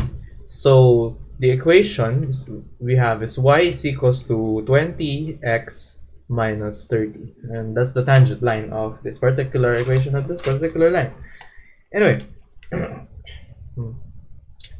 next question. Y is equals to, let's put the number, I think I forgot, 57. Y is equals to tangent of x. Find all points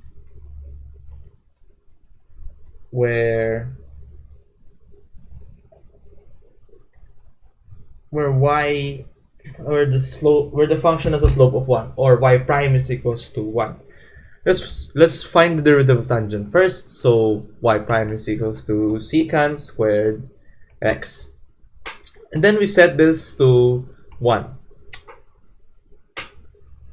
So how do we do this? Well, let's square root both sides. We get secant x is equals to plus or minus 1. Then we know 1 over cosine of x is secant, so this is plus or minus 1. So basically this is just, just cosine x equals plus or minus 1, and that's much easier to know about. So what are the examples we get? So 0 has a value of 1. And x equals pi is negative 1. Negative pi is negative 1. Let's see. So the cosine value is the x-axis. So it's 1 here. So this is 1. And it's negative 1 here.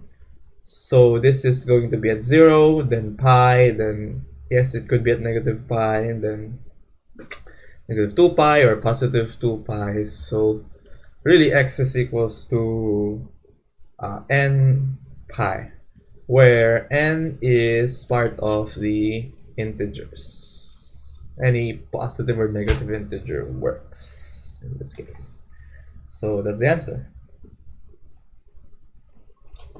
Question number 58. X squared plus y squared equals 16. The tangent is parallel to the y-axis. So we know the shape of this is going to be something like a circle with radius 4. If it's parallel to the y-axis, it means the slope is like this, and that is an undefined slope. Undefined slope in terms of x. If we're trying to find the slope with respect to x, it's going to be undefined, and that's going to be kind of weird to figure out.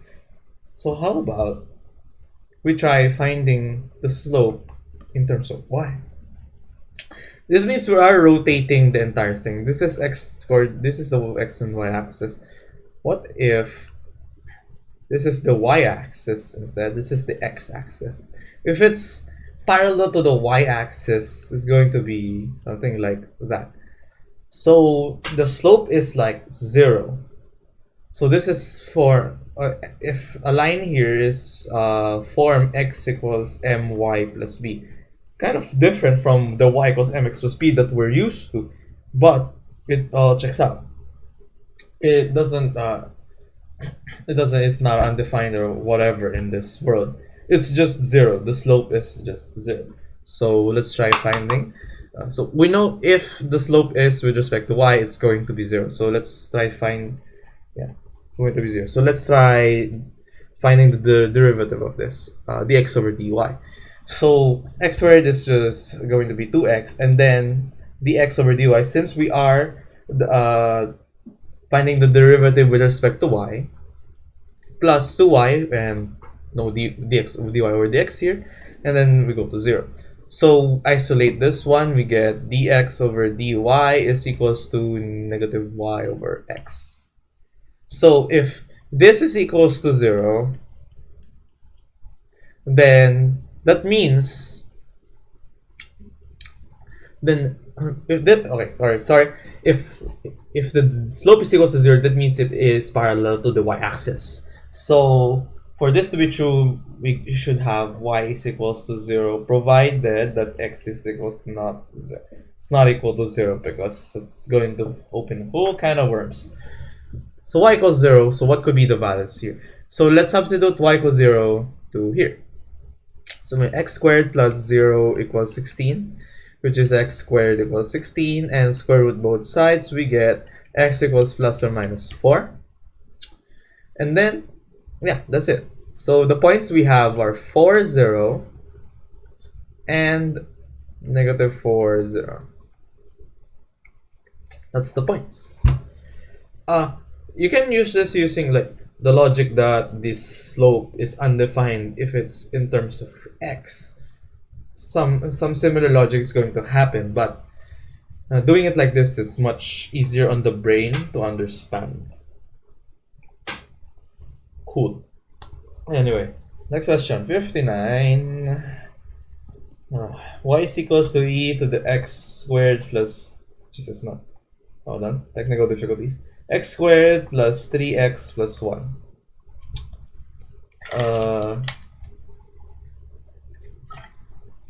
Addition is x is equals to 0, then tangent line.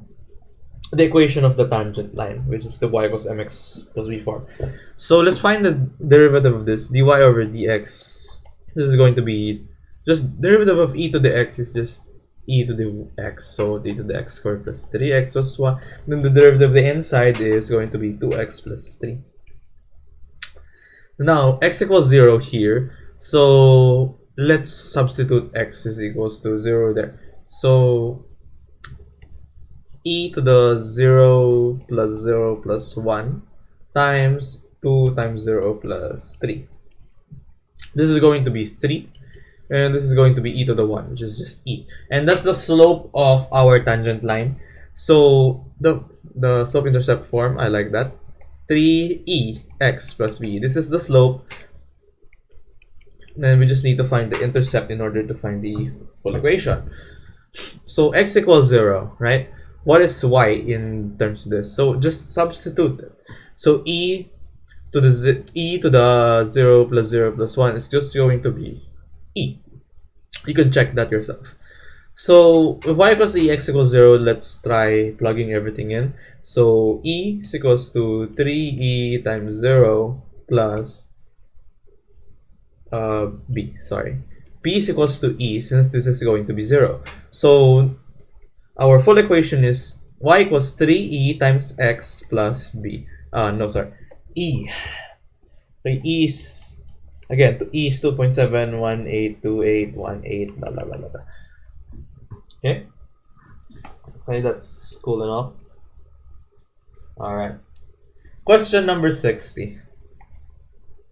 Y is equals to 2x to the power 4 minus 4x squared minus 8. And then we're trying to find the normal line at 2, 8. This is the point that we have. So the normal line is just perpendicular to the graph we're trying to find the normal line of. So it's just perpendicular to the tangent line. So let's try to find the slope of the tangent line first before finding the slope of the normal. So y prime, which is the derivative of y, is equals to, what's the derivative of this? This is just 8x cubed. This is minus 8x and 0. So that's it. Then we just have to find the slope. And we have the x value here, which is 2. So let's just put 2 here. Put 2 and 2 together, as the kids would say. Minus 8. 8 times 2 cubed minus 8 times 2. This is going to be 64 minus 16, which is going to be 48. That's the slope of the tangent line. The normal line, the slope of the tangent line is equals to 48. The slope of the normal line is equal to the negative reciprocal of the slope of the tangent line. Since it is perpendicular, it's the negative reciprocal. So it's like a negative 1 over 48. That's going to be the slope of our normal line. So y normal line is equals to negative 1 over 48x plus b. So let's try finding what b is. We have x and y here, so it passes through 2, 8 because a tangent line and the normal line passes through the point that we specify. So 2, 8 is a part of the normal line. So that's why we're actually substituting that in. So this is going to be 8 is equals to negative 1 over 48 multiplied by 2 plus b. So just find some, just do some arithmetic here. I get that b is actually equal to 193 over 24. If that's wrong, please correct me on that one in the comments. Y of normal line is equal to negative 1 over 48 x plus 193 over 24. Makes sense? Next question. Done. Health is deteriorating at every second. 61. xy plus x squared equals y cubed plus 1. The tangent and normal at x equals 1. Oh boy, here we go.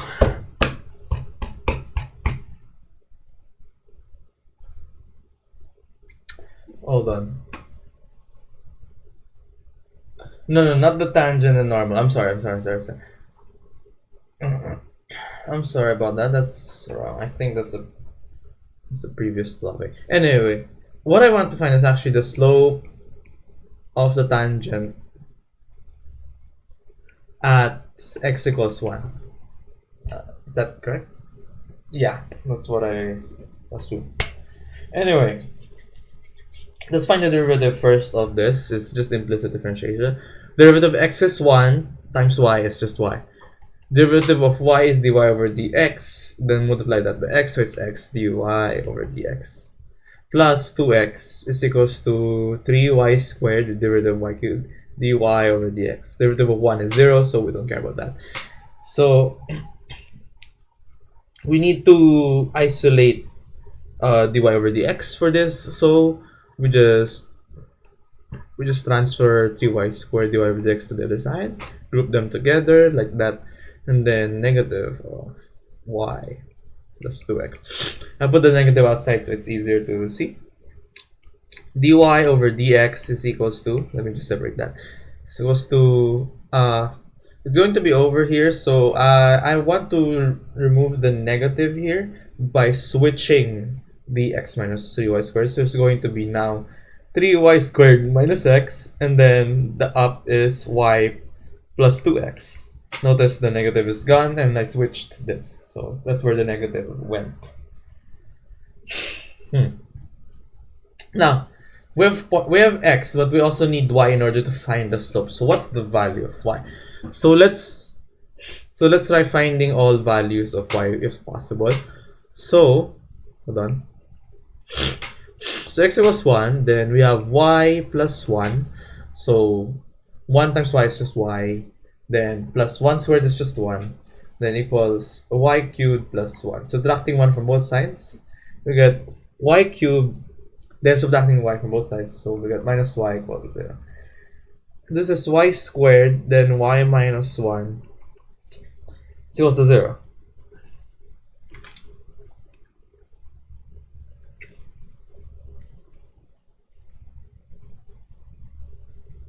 Oh, no. Oh no, there's a mistake here. Let me just write somewhere else. Okay. So y plus 1 equals y cubed plus 1. That's correct. And then when we subtract 1 from both sides, and then y cubed and minus y is equal to 0. It's actually y squared minus 1 is equals to 0. Y equals 0. Possibility, and y is equals to plus or minus 1 is also a possibility. So there are 3 values we need to find. 1, 0, 1, 1, 1, negative 1. So let's start with 1, negative 1. For 1 and negative 1, dy over dx is equals to negative 1 plus 2 over 3 times y squared. This is going to be 3 minus just 1. So this is going to be 1 over 2, 1/2. For 1, 0, dy over dx is equals to 0 plus 2 over 3 times 0 is going to be 0 minus 1. That's negative 2. For 1 positive 1 positive 1, dy over dx is equals to 1 plus 2 over 3 minus 1. This is going to be 3 over 2. Now, which one of these answers are correct? Turns out all of them are correct. It's because the function passes through the point x equals 1 on 3 different points.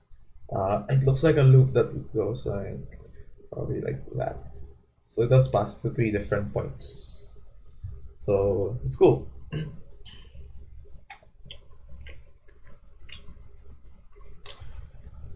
Next question. Question number 62. This is an arcsine situation.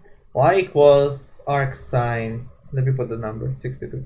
Arcsine as arcsine of x. Slope of TL x equals 1 over 32.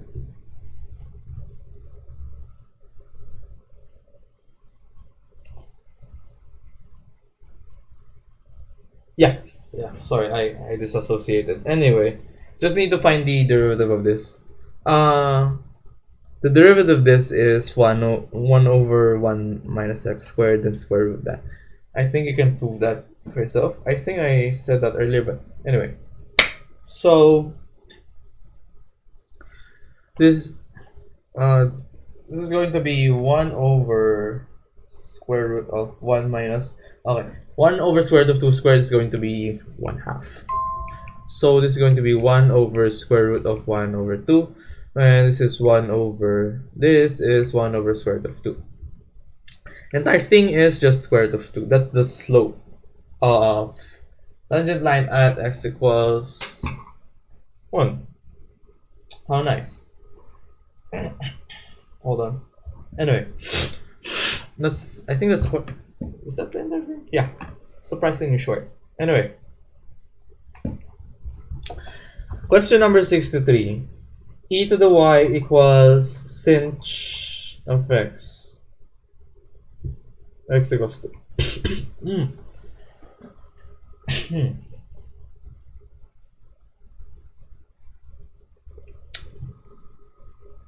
Alright, so the derivative of e to the y is e to the y, and then chain rule dy over dx. Then derivative of sinh is just cosh x. And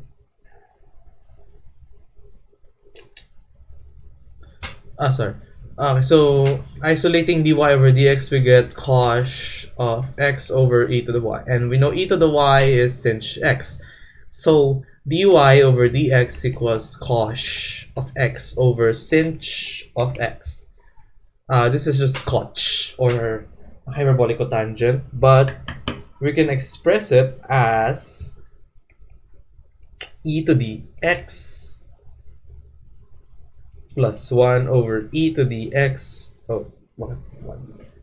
Why did I put 1? Anyway, e to the x plus e to the negative x over e to the x minus e to the negative x. I'm actually going to multiply both the numerator and denominator by e to the x, so it's much cleaner to look at. Then result is e to the 2x plus 1 over e to the 2x minus 1. And then we just substitute x equals 2, so we get e to the 4 plus 1 over e to the 4 minus 1. And that is our answer. It's bigger than 1, I presume. And that's all for the tangents and normals. I'll see you in the next part. Pretty fast, bear.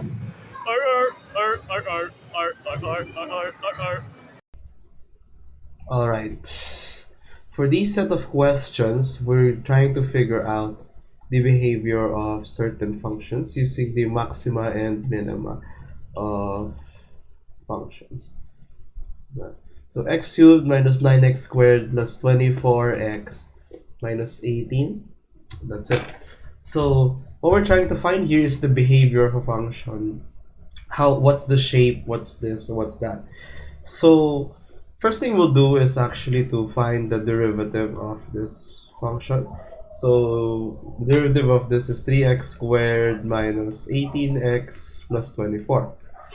Simplifying this, we get 3 times x squared minus 6x plus 8. Now you can solve this. We get the a quick solving of this. This is x minus 2, 3D here, then x minus 4. Now we want the derivative to be 0 because that's where the extreme functions live. That's where the maximum and minimum function values are. So let's equate this to 0. Let's set this to 0. We find that x can be 2 or 4. So at 2 and 4, it hits a peak or a trough or a valley. So let's try creating a chart. So this is the x value, this is the y value, this is the y prime value, and we just create this chart. Okay, so let's put 2 here and let's put 4 here, since those are the critical values. We know the derivative is 0 here, 0 here, right? We need to find the values for x and y. We need to find the values around 2 and 4 in order to find the actual behavior of these functions. So, well, in between of 2 and 4, we can have 3 maybe. Less than 2 maybe we can have 0. 0 is a good value to have. And then 2, 3, 4, then maybe after 4 I could get like 10. Let's just pick the good numbers here, so it's easier to do. Okay, so when x equals 0, the y, which is this, should be, well, substituting 0 into here, we get that this is negative 2, negative 4, negative, negative. This is a positive value. We don't need the actual value. We just need to know what the sign is. So if x equals 3, this is going to be positive, this is going to be negative, so it's a negative value. If x is equals to 10, then y prime is equals to, this is a positive, this is positive, this is going to be positive. So that's going to be good. So how about the y values? Let's try finding the y values. For y, for here, for x equals 0, y could be negative 18. X equals 2, maybe let's try substituting that. So that 2 cubed is 8, minus 9 times 4 is like 36, plus 24 times 2, 48, minus 18. That is 16, like negative 2, I think. 8, 20, minus 2. I think it's positive 2. Yeah, positive 2. So we get 2 here. For 3, I don't know. But for 4, 4 is much more important. Let's just put a square here. I don't want to find that. For 4, we get 64 minus 9 times 4, 16. 144. 24 times 4 is 96, and then 18. I'll just get my calculator because too lazy to solve that. You try solving the values of x and y, whatever. Try sketching it if you can. That's going to be negative 2. Wait, let me check the other one. 8 minus 36 plus 48 minus 18. That's positive 2, so we get that. If x equals 10, y should be like a big number, so should be like 1000 minus 900, 100. Oh no, that's negative, right? Should be negative. Should like 1000 minus 900, that's 100 plus. No, it's positive, yeah. So what does that all mean? Well, ladies and gents, let's try focusing on the derivative. Well, let's try drawing the graph. Here we go. So let me just adjust it a bit. So yeah, like that. So the important points are 2 and 4. And for 2, we get that the y value is 2. And for 4, the y value is negative 2. Alright. Look at the y prime, which is the slope.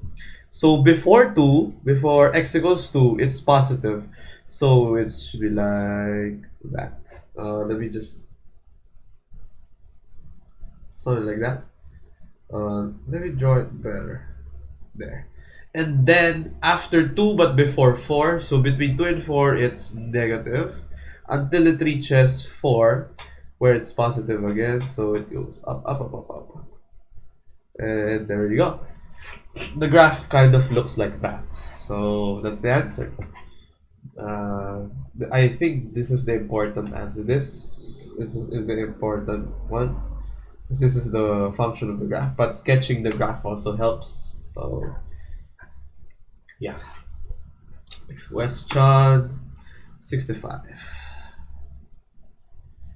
Y is equals to x to the power 4 minus 20 over 3 x, that's 3, x cubed plus 16x squared minus 16x minus 1. Yeah. So let's try to find the derivative of this first. We get y prime is equals to 4x cubed minus 20x squared. That's 20 over 3 times 3. Plus 32x, I think, minus 16. Yeah. Finding the zero would be a bit hard here. So, how about that? Let me just consult my notes. I wrote a solution about this. Man, I cannot remember. So we try. Here's a hint. Let's try isolating 4 from this. So x cubed. Let's just factor a little bit of 4 here. That's 8x minus 16. And then, well, for this one, we can try and find the, oh, not 16, just 4. I'm so sorry about that. Just 4. From here, we can try using synthetic division in order to find the roots of this one. So, but let's try to find at least one root of it. So in order to find that out, usually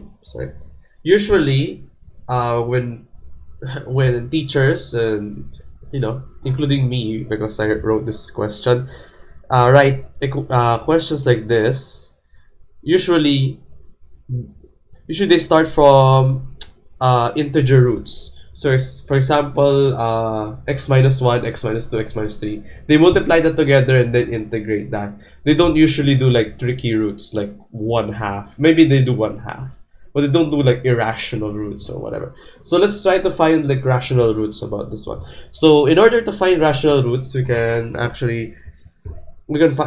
try finding the factors of 4, which is 1 and then 2 and then 4.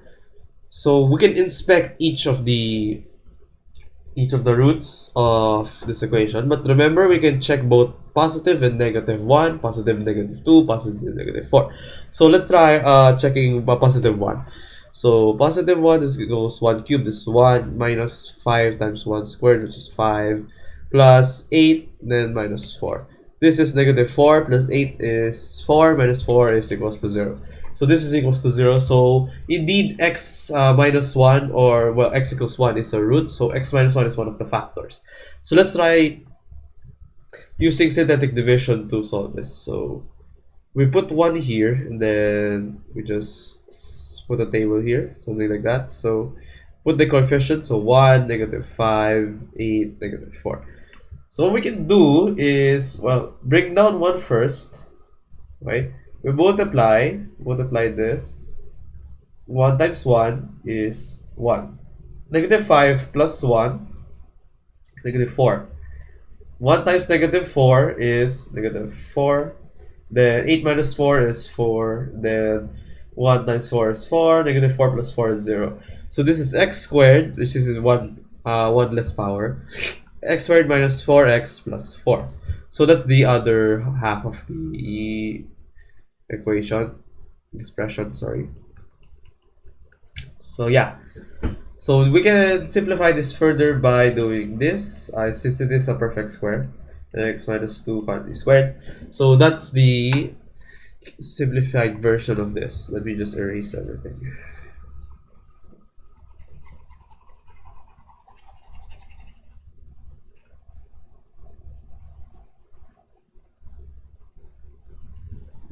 Yeah, so this is equals to 4, then x minus 1 times x minus 2 quantity squared. Equate this to 0, set this to 0, and then we get x equals 1 and 2. Those are the roots of the equation. Alright, so those are the critical values. So what are their... So let's try to sketch the behavior of the graph. So let's set up x, y, y prime. 1 and 2 is the critical points. It's quite hard to find things. So how about Less than 1 is 0. Greater than 2, let's say 5, maybe. Then in between, let's say, I don't know, 3 over 2. Yeah, that's a value. So we just need to find the y prime of this. So this is going to be 0 here, since it is the roots of the derivative. And for x equals 0, this is a 0 minus 1 is negative, 0 minus 2 is negative, but since it is squared, this is positive. So we only care about the sign of this one, since this is always positive. So this is going to be negative. 3 over 2 in here, that's going to be a positive. 5 minus 1 in here, 4, that would be positive. So that looks good. We need to find the y values of for 1 and 2, that's the important ones. So for y value of 1, oh, did I write it down?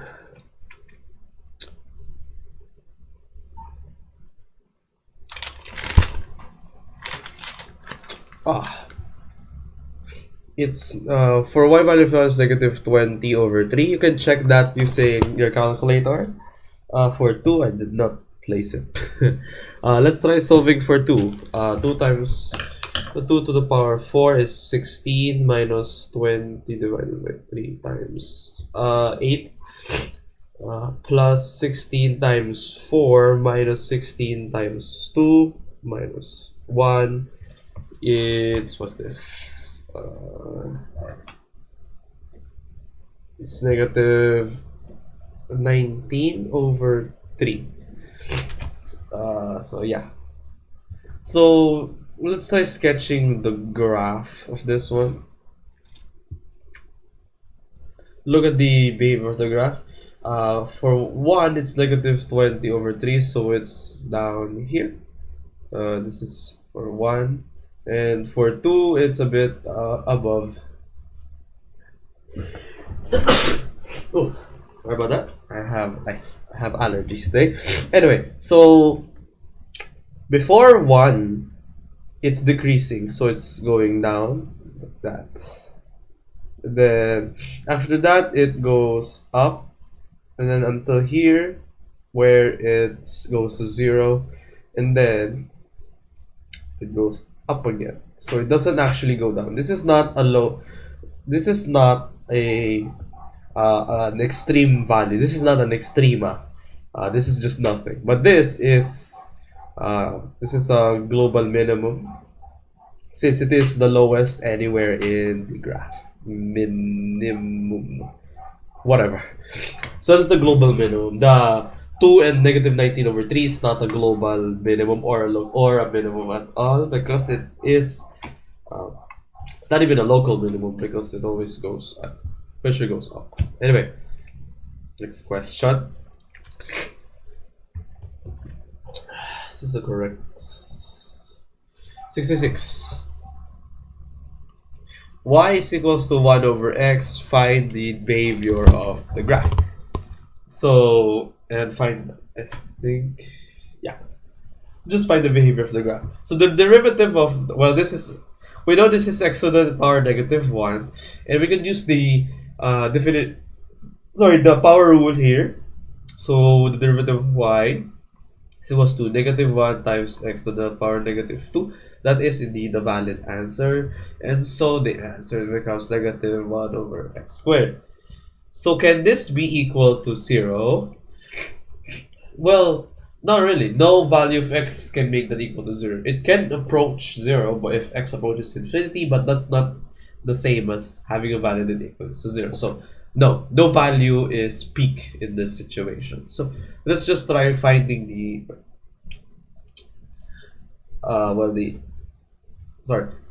let's just try finding the behavior of the function as it goes. Well, one of the things we can make sure of is that x cannot be equal to 0, since that would be undefined for both the function and the derivative of it. So let's start finding values around, I don't know, since the no, wait, look at this negative 1 over x squared. Now 1 over x can, if x is greater than 0, then 1 over x is also greater than 0. If x is less than 0, then 1 over x is less than 0, right? What about 1 over x squared? Well, 1 over x squared is still greater than 0, but 1 over x squared is now greater than 0 here. Why? Because a negative number squared is still a positive number. So this is going to be greater than 0. But we're finding negative here, so negative 1 over x squared is always less than 0. And so is this. So it's in this case. So it's always negative. The derivative of 1 over x, or the slope of 1 over x, is always negative. That means that we're always decreasing. So let's try finding. Before we find the values of it, let's try finding the graph of it. Let's try finding some values before we sketch the graph. So maybe x, then y. Then I don't know, y prime.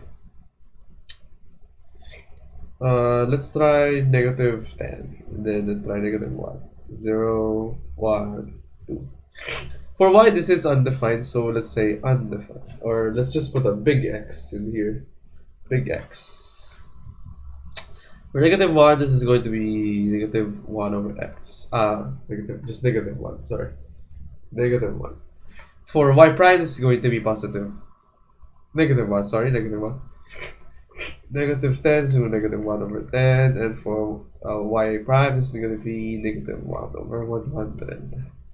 For x equals 1, y is equals to just 1, then the derivative is 1. For 2, maybe let's add a 10 here, so it's for 2 it's 1/2, then 1/4 here, 1 over 10 here, 1 over 100 here. So we know, negative, since it is negative 1 over x squared. Let's try finding the graph. So at 0, it's not supposed to cross that. That's called an asymptote. An asymptote is a line that it never gets to, basically. Yeah, both sides avoid the line x equals 0. So let's try. So it's all of this is going on the negative side. So it's from here, and then from here. It's always going negative. So it has to go something like that. And here, you can sketch the graph right here. So the key points here, we know this is negative. This is just negative. The key points in this question is that the derivative is always negative, meaning that the slope of the graph is always decreasing. That doesn't mean that it's a line that just goes like that. It's not there's a job discontinuity at x equals 0. So yeah, infinite discontinuity. Sorry. So there we go. It's also important to know the values of the points that the graph contains, so you can accurately plot it. You can accurately sketch it. Next question. Hopefully the last, because my allergy is getting worse. 67. Y is equals to 2x to the power 6 minus 3x to the power 4, and we need to sketch this graph. Alright, easy enough. We find the derivative. Y prime is equals to 12x to the power 5 minus 12x cubed. Let's factorize 12x cubed out of the thing. So this is going to be x squared minus 1. So we set this to 0. The possible values for x is either 0 or plus or minus 1. As per x squared minus y squared. X squared minus 1, sorry. So what we need to do now is to find the graphs for which this is increasing or decreasing. So let's try plugging in the table here. So let's put the critical values in here so we can have a good sense on where everything is. So 0 is at the middle, the negative 1 here, then positive 1 here. The middle could be negative 1/2, then 1/2. Maybe at the end, let's try 1, like 10, just 10. 100 is too big. Anyway, so at the critical points 0, negative 1, and 1, the derivative is going to be 0. It's flat. So if x equals negative 10, what about that? So it's going to be, if x equals negative 10, this is turning out to be positive. This will be positive, this will be negative. So this is negative. It just needs a little bit of analyzing. So if x equals 1/2, this is going to be, well, negative 1/2 squared is 1/4 minus 1, that's a negative value.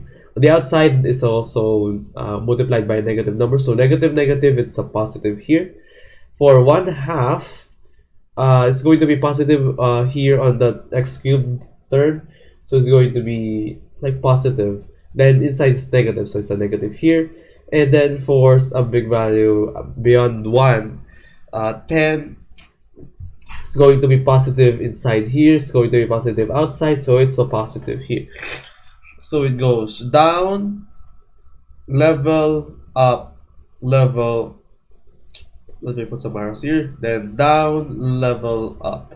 So it goes like that. So let's try finding the y values at the critical points.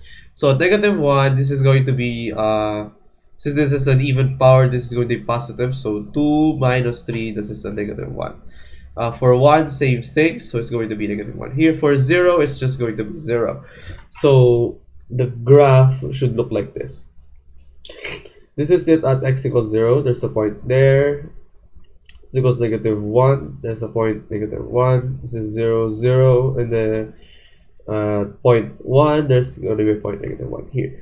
So it goes down, and then it pauses here, and then goes up until it goes to 0, 0. And then it goes down until it goes to 1, 1. And then it goes up until it goes to infinity. And that is the sketch of the graph. And that is this part done. I'll see you in the next one. Alright, I've gone to the medicine cabinet. I'm ready for number 68. For this next part, we are dealing with parametric equations. So the first question, x is equals to u squared plus 3u and y is equals to 3u cubed. The goal is to find all local extrema or global extrema, but local extrema is the one we're trying to find. So what does this mean? Well, let's find the derivative of this thing yet. But what does it mean to find the derivative of a parametric equation? Well, the normal derivative is a dy over dxd, right? So this is equivalent to saying dy over du over dx over du. So we need to find the derivative of y with respect to u over x, derivative of x with respect to u. So what's the derivative of y with respect to u? So what's the derivative of this? This is going to be 27u squared. No need to write du over du, but the x. This is not implicit differentiation, so that's fine. Over the derivative of x, going to be 2u. No, not 27, not 27. Sorry. This is only 9u squared over 2u plus 3. Cool. So we just need to find where it is. We set this as 0 since this is dy over dx. So what values of u is the 0? Well, u equals 0 is promising, but does it make it defined on the bottom? If you substitute u equals 0 here, we get 2 times 0 plus 3a, which is going to be 3, so it's not undefined, thankfully. So we have u equals 0, what now? We would just have to, that's right, we have to plug it back into the parametric equation. So we have the parameter u equals 0, we just need to substitute it into x. So u equals 0, so 0 squared is 0, plus 3 times 0 is 0, it's just going to be 0. And for y, it's also going to be 0. So the extrema of this entire parametric equation is going to be 0, 0. And I'll just put a Desmos thing, the Desmos graph of this. if I can. So, you can visualize what it looks like. It's probably here right now. Anyway, next question. 69, funny number. X equals sine of t and y is equals to cosine 2t. We need to find dy over dx. So just like earlier, we need to find dy over du and then dx over du. Then we find the quotient. Anyway, so dy over d, not u anymore. We're dealing with the other variable, which is t. We gotta keep that in mind. So dy over dt, the derivative of the y here is going to be negative 2 sine of 2t, since the derivative of cosine is negative sine, and the chain rule helps here. So derivative of x is just cosine of t, so that's easy enough. And then we find the quotient of both of those. This is dy over dx is going to be negative 2 sine 2t over cosine of t, but that's not the answer yet, since we can do this.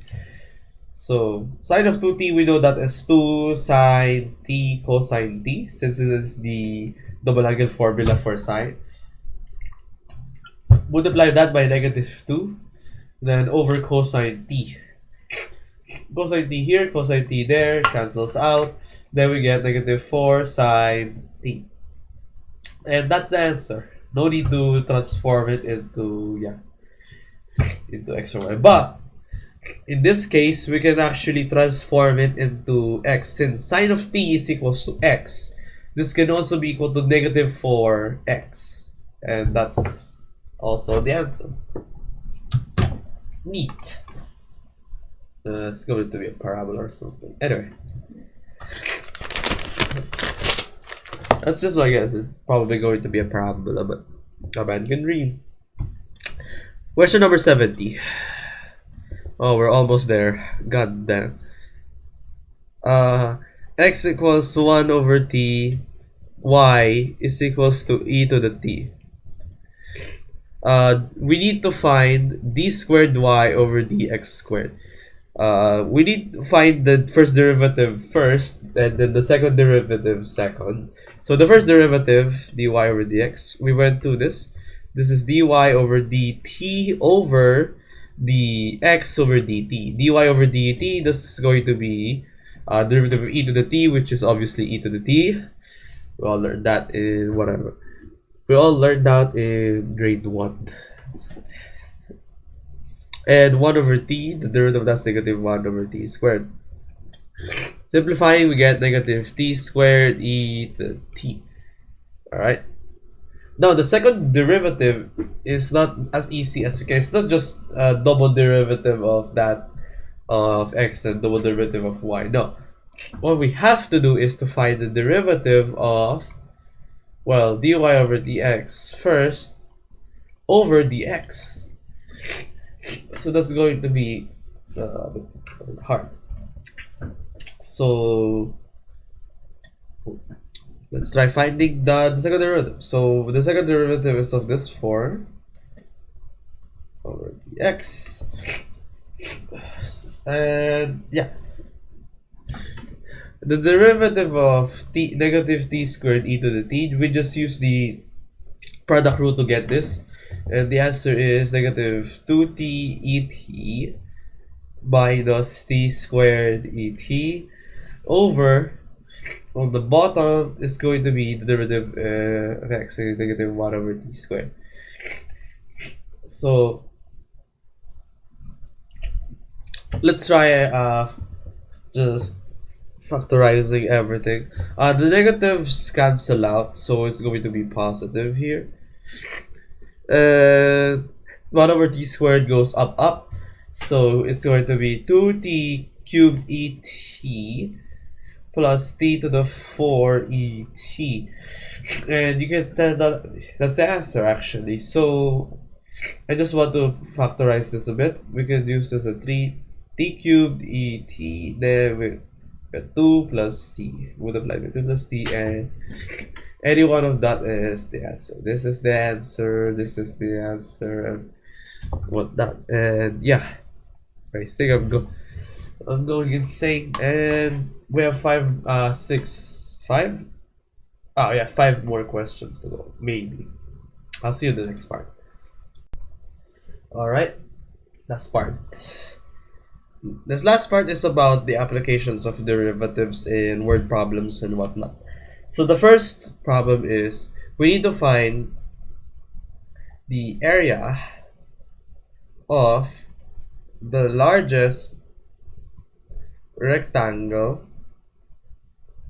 bounded between y is equals to 15 minus x squared and the x-axis. So what is the area of the largest triangle? That's that. So let's try drawing this thing first. It should look like, since it is negative x squared, with that being 15. 0, 15. Yes. Yeah. So what we're trying to find is the largest rectangle that can fit right here, the area of the largest rectangle. So the value of this is going to be x. Let's say this is x, and this is going to be y. This is also going to be x. This rectangle is going to be symmetric along the y-axis. So the area of the triangle we're trying to find is equal to 2xy. All right. So what about it, right? Sorry. What we can actually do is to substitute the value of y as 15 minus x squared. So we can do that. 2x times 15 minus x squared. That is going to be 30x minus 2x cubed, I think. Yeah, 2x cubed. So let's find the derivative of the area of the rectangle. So we can find the behavior of the area function. Well, this is the area function. So it's going 30 minus 6x squared. That's going to be derivative. We set this to 0. Why do we do that? So we can find the same values. And look, this is negative something x squared. If it's negative x squared, it's going to be shaped like this, an inverted parabola. So its local its global extrema is a maxima. So that means by setting this to 0, we're trying to find the biggest value. So let's try to find the biggest value. This checks out to be x equals square root of 5. Negative square root of 5 is not possible because negative distances are not possible. So if x equals square root of 5, y then is equals to 15, where 15 minus square root of 5 square root of 5 squared, which is going to be 5. Sorry about that. Sorry. Y equals 10. So the area of the entire thing is going to be area rectangle. It's going to be 2xy. X is square root of 5, y is equals to 10, so it's going to be 20 square root of 5. And that's the area of the largest rectangle between those two things. Anyway, the next question. 72. I'm almost there. 72. Let me read the question first. Air is gushing out of a spherical balloon at a rate. Air goes out at negative 4 cubic centimeters per minute. Okay, why is it negative? Because it's going out of the balloon. And so if it's going out of the balloon at that rate, and then the volume of the balloon is shrinking at the same rate. What is the rate? The diameter of the balloon is shrinking if the radius of the balloon is 40 centimeters. Sorry.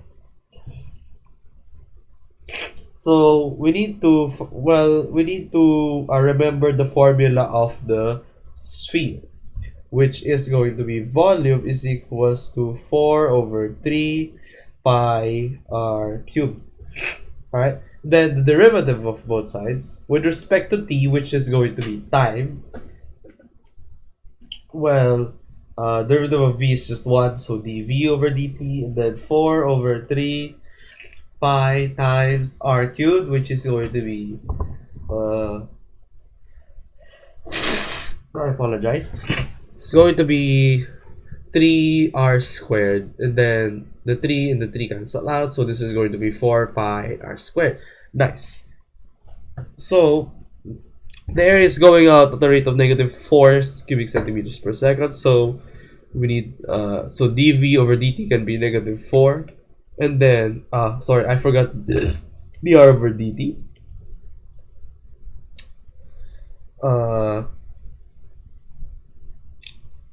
We'll talk about that later, but no, wait. Yeah, no, we can talk about that later. Wait. It's going to be different, right? Okay. We cannot talk about that later. We need to talk about it now. Right? So we're trying to find the rate as the diameter is increasing. I initially assumed that it was the radius, but it's going to be the diameter's rate of change. So we know that the diameter is twice the radius, so the radius is going to be half the diameter. So we can simplify this to be 4 over 3 pi, and then the radius is going to be diameter big D over 2, and then we cube that. And then we do a little bit of math to find that this is 1 over 6 pi d cubed. And that's going to be the function actually that we're going to use, since the rate of change of d is what we big D is what we need. So again, let's find the derivative yet again. So it would be 1 over 6 pi, and then this is going to be 3d squared, derivative of d with respect to t. Cancel, that becomes 2. This is going to be pi over 2 d squared dt. Alright. We know dv over dt is equals to -4, right? So we write pi over 2, then we'll multiply it by the diameter. The current radius is 40 centimeters, so the diameter is going to be 80 centimeters. And then we square that. And then we multiply by dd over dt. Okay. The unit of the dv over dt, I presume, so it would be centimeters cubed per minute. Yeah. So we'll move everything to the other side. The d over dt is going to be equal to -1 over 10 pi centimeters per minute. So what this means is that the diameter of the balloon shrinks at a rate of about 1 over 10 pi centimeters per minute. And that is the answer. Sorry, that is the answer for now. 73. The question is, due to thermal expansion, a circular metal plate, let's draw circles, circular metal plate being heated sees its radius expand at a constant rate. So the radius expands at a constant rate. So dr over dt is constant. Alright? Of 0.001 centimeters per minute. So 0.001 centimeters per minute. How fast does the area of the plate increase if the plate is at 4 pi square centimeters? Assume the flat plate is a flat circle. So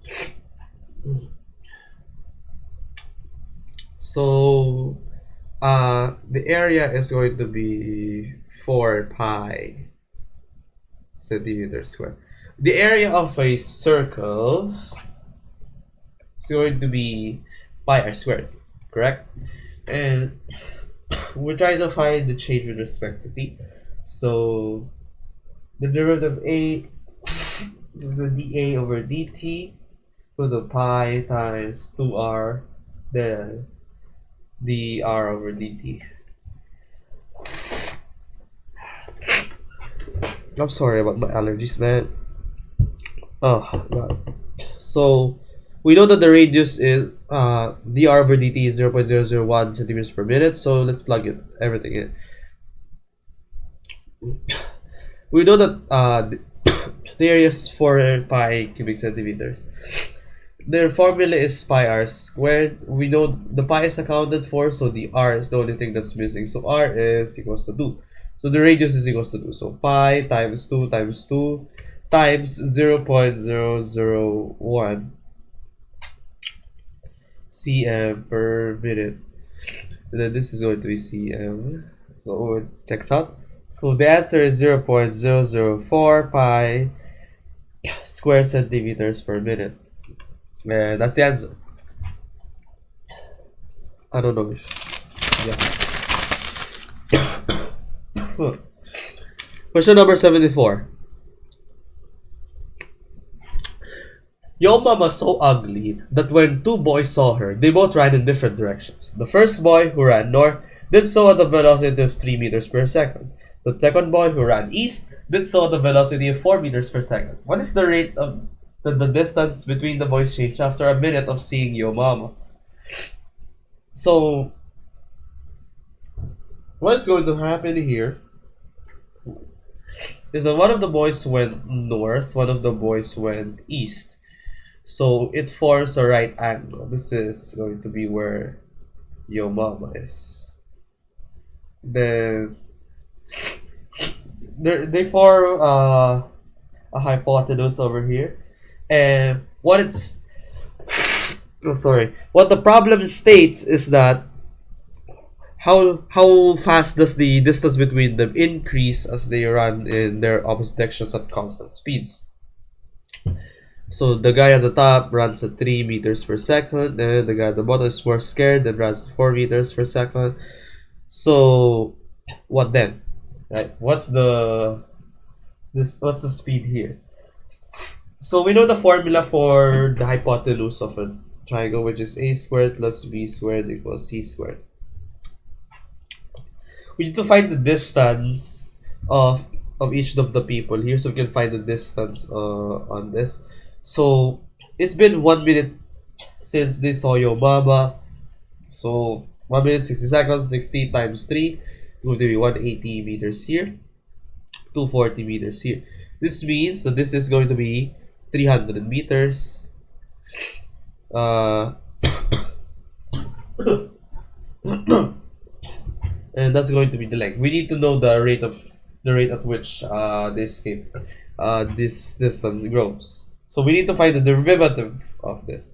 So 2a dA over dt plus 2b dB over dt equals 2c dC over dt. Now what's going on here is that dA over dt represents the speed at which a rises, which a grows bigger. So it's the distance grows bigger. B is the distance b as it grows bigger, the rate of change as that is. And then dC over dt is what we want, because we have dA over dt and dB over dt. So let's plug in the values that we have. dA, this is going to be, let's say this is A, this is B, and this is C. Alright, so A is going to be 2 times 180 times 3 here, plus 2 times 240 times 4 there, equals 2 times 300 times dC over dt, which is the thing we're trying to find. On one side, this is 1080 plus this is 1920. That's the resolution of a screen. That's nice. is equals to 600 dc over dt. We add this together, then we get 3000. That's nice. And then on this one, we get 600 dc over dt. Divide both sides by 600. We get, oops, let me just,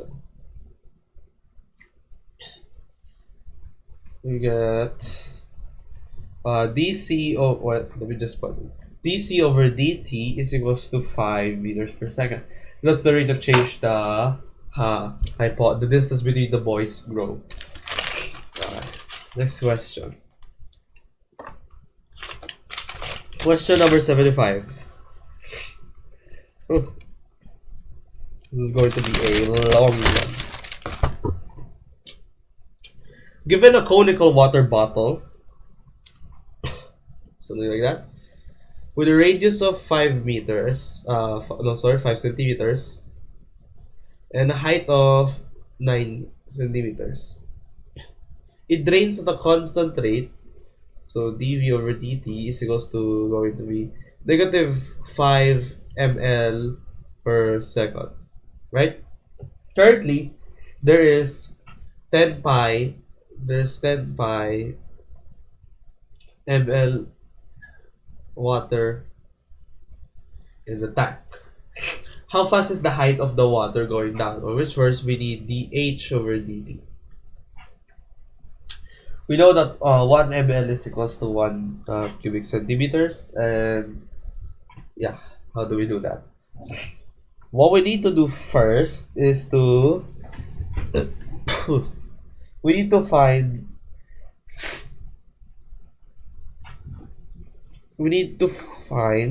the ratio between the radius and the height. So r over h is going to be 5 over 9. So r, let's say this is 5 over 9h. This is going to be important. The volume of a cone is going to be pi over 3 r squared h. But we don't want r because we're trying to find dH over dt. So we just need to isolate for h. So what we're going to do is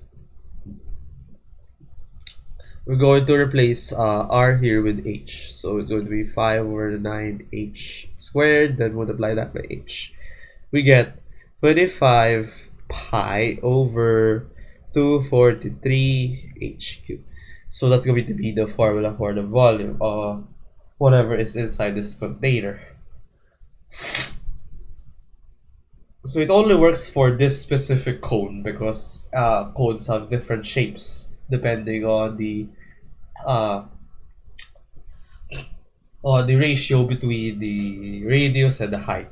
So let's try to find the derivative of that. dV over dt going to be derivative of this is going to be 243 is anyway. So this 25 pi over this is going to be 81 h squared. Just trust me on that one. And then dH over dt. We know dV over dt. We know h. Well, we don't know h yet actually. So, do we know h? It doesn't look like we know h yet. So, let's have another one. So, we need to find the value of h. We know that volume is equals to 25 pi over 243 h cubed, right? And the current volume is 10 pi. So 25 pi over 243 h cubed. So we can cancel the pi out and we can find the value of h. I'll just use the calculator because this is going to be some irrational number. We know that the height is 4.62 centimeters according to my calculator. So that's going to be the height that we're working with. Oops, sorry. Here you go. So the height we're working is 4.62 centimeters. So we know dv over dt is negative 5 is equals to 25 pi over pi over 80 times 4.62 squared dh over dt. Turns out that dh over dt is equals to, just use your calculator at this point because it's not worth it losing your mind over calculating this by hand. It's going to be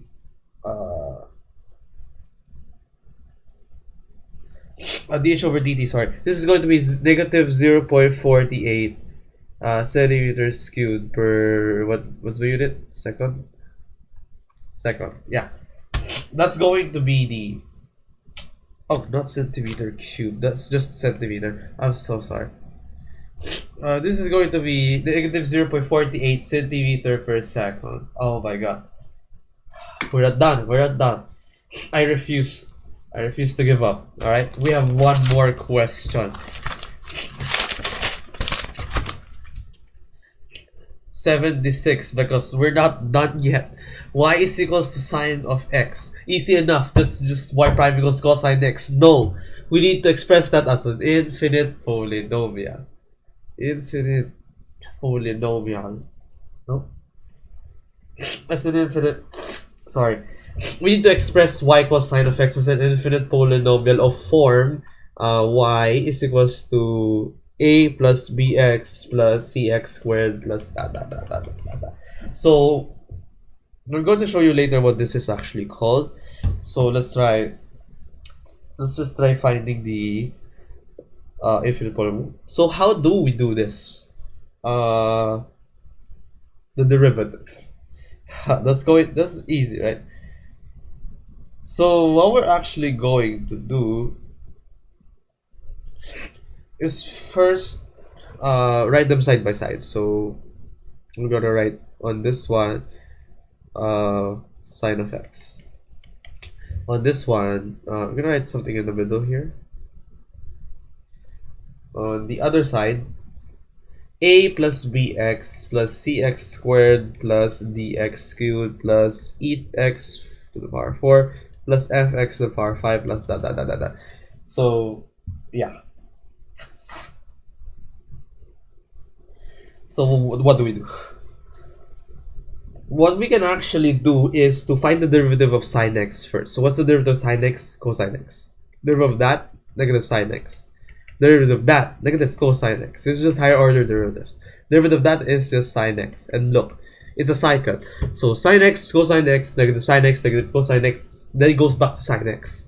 So the next is like cosine x, then negative sine x. Alright, let me just arrange this properly. Alright, so this is the zeroth derivative. This is the first, this is the second, this is the third, this is the fourth, this is the fifth, this is the sixth. Alright, so I think that's fine. So what's the first derivative of this infinite polynomial? Well, a is a constant, so it's gone, and this is b, so b plus 2cx plus 3dx squared plus 4ex cubed plus 5fx4 plus that up to infinity, whatever. Alright, and then second derivative is this is going to be 0, so this is going to be 2c plus 3 times 2 dx plus 4 times 3 x squared plus 5 times 4 x cubed plus that. And then the third derivative, the third term is going to be 0. So we can predict a pattern here. Earlier on, we know that the nth derivative of x to the n is going to be n factorial. So barring excluding the coefficient of this is going to be, at the third derivative, this is going to be 3 factorial times d. Alright, and then at the fourth derivative of the fifth term is going to be fourth derivative of the fifth term is going to be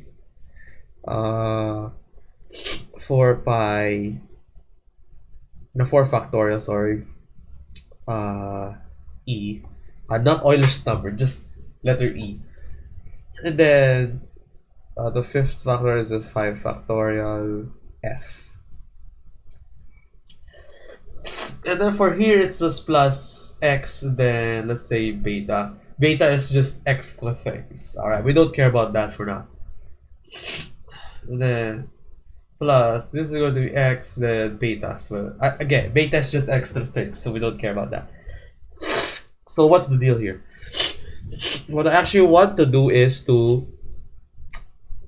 equate x to 0. To here, when x equals 0, sine x 0, cosine x 1, negative sine x 0, negative cosine x negative 1, and then it repeats 0, 1, 0, then blah blah blah blah. Oh, God. Anyway, sorry about that. So we can see the pattern here. And then when we equate x equals 0 here, all of this,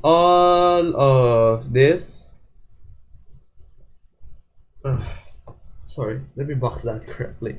All of this, if x equals 0, this is going to be equal to 0. So we only care about a at this point. So a is equals to 0. Write that down. A equals 0. For b, is going to be, well, everything with x in it is just going to be 0, and then b is going to be the value there, just 1, okay? And then c is equals to, well, everything with x in it is going to be 0, and 2c is equals to 0, so just 0. And then d, everything with x in it is going to be 0, and then and then 3 factorial d is equals to negative 1, so that's going d is equals to negative 1 over 3 factorial. Then e is 0 since the derivative is 0. Then f is going to be, well, it's 1 here and then 5 factorial there, so it's 1 over 5 factorial. What does this mean? Well, let's plug the a, b, c, d, e, f values into our next. So y equals sine x. We know from the earlier values we get these values, so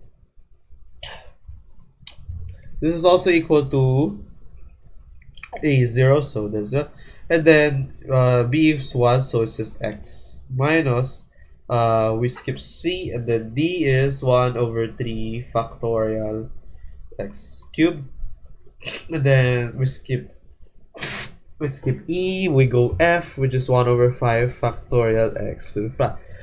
Now from here on you can spot a pattern. It's just alternating sum with factorials in the denominator and then the same powers here, and it's the odd numbers. So the next one you can guess is 1 over 7 factorial times x to the 7 plus 1 over 9 factorial x to the 9 plus that. Let's just put something minus that. So that's the infinite polynomial. We can squeeze that further by introducing some notation, namely the summation notation. So the form is, well, this is alternating, so it's going to be negative 1 to the power of n minus 1 over 2n minus 1 factorial, since this is odd, times x to the 2n minus 1 from n1 going to infinity. And that's the answer. This is the infinite polynomial version of y equals sine of x. Ibig sabihin, sorry, I spoke a little bit of the calendar. This means that sine of x is equals to here. This entire thing is equals to sine of x. So that's insane, right? What does that mean? This is what we call the Taylor series. Infinite polynomial representation of sine x. And a lot of transcendental functions have infinite polynomials. E to the x has one. Sine x, obviously, we got it. And then cosine x has one, and then all the trigonometry, and then inverse trigonometry and hyperbolic trigonometry. All of them have Taylor series infinite polynomial representations, and they're obviously they're you can get the Taylor series polynomial representations by using higher order derivatives. Fun fact, this is gonna be the last fact that you'll hear here. The Taylor series is the reason why you hear this fact. E to the ix equals cosine x plus I sine of x. This result is a consequence of the Taylor series of e to the x, cosine x, and sine of x, which I think is very cool. And there you go. That's going to be the most insane thing I've done in this. And yeah. So, happy 76th question, everyone. If you answered all of them, give me a call, because I want to know who you are. And I want to know why you did this.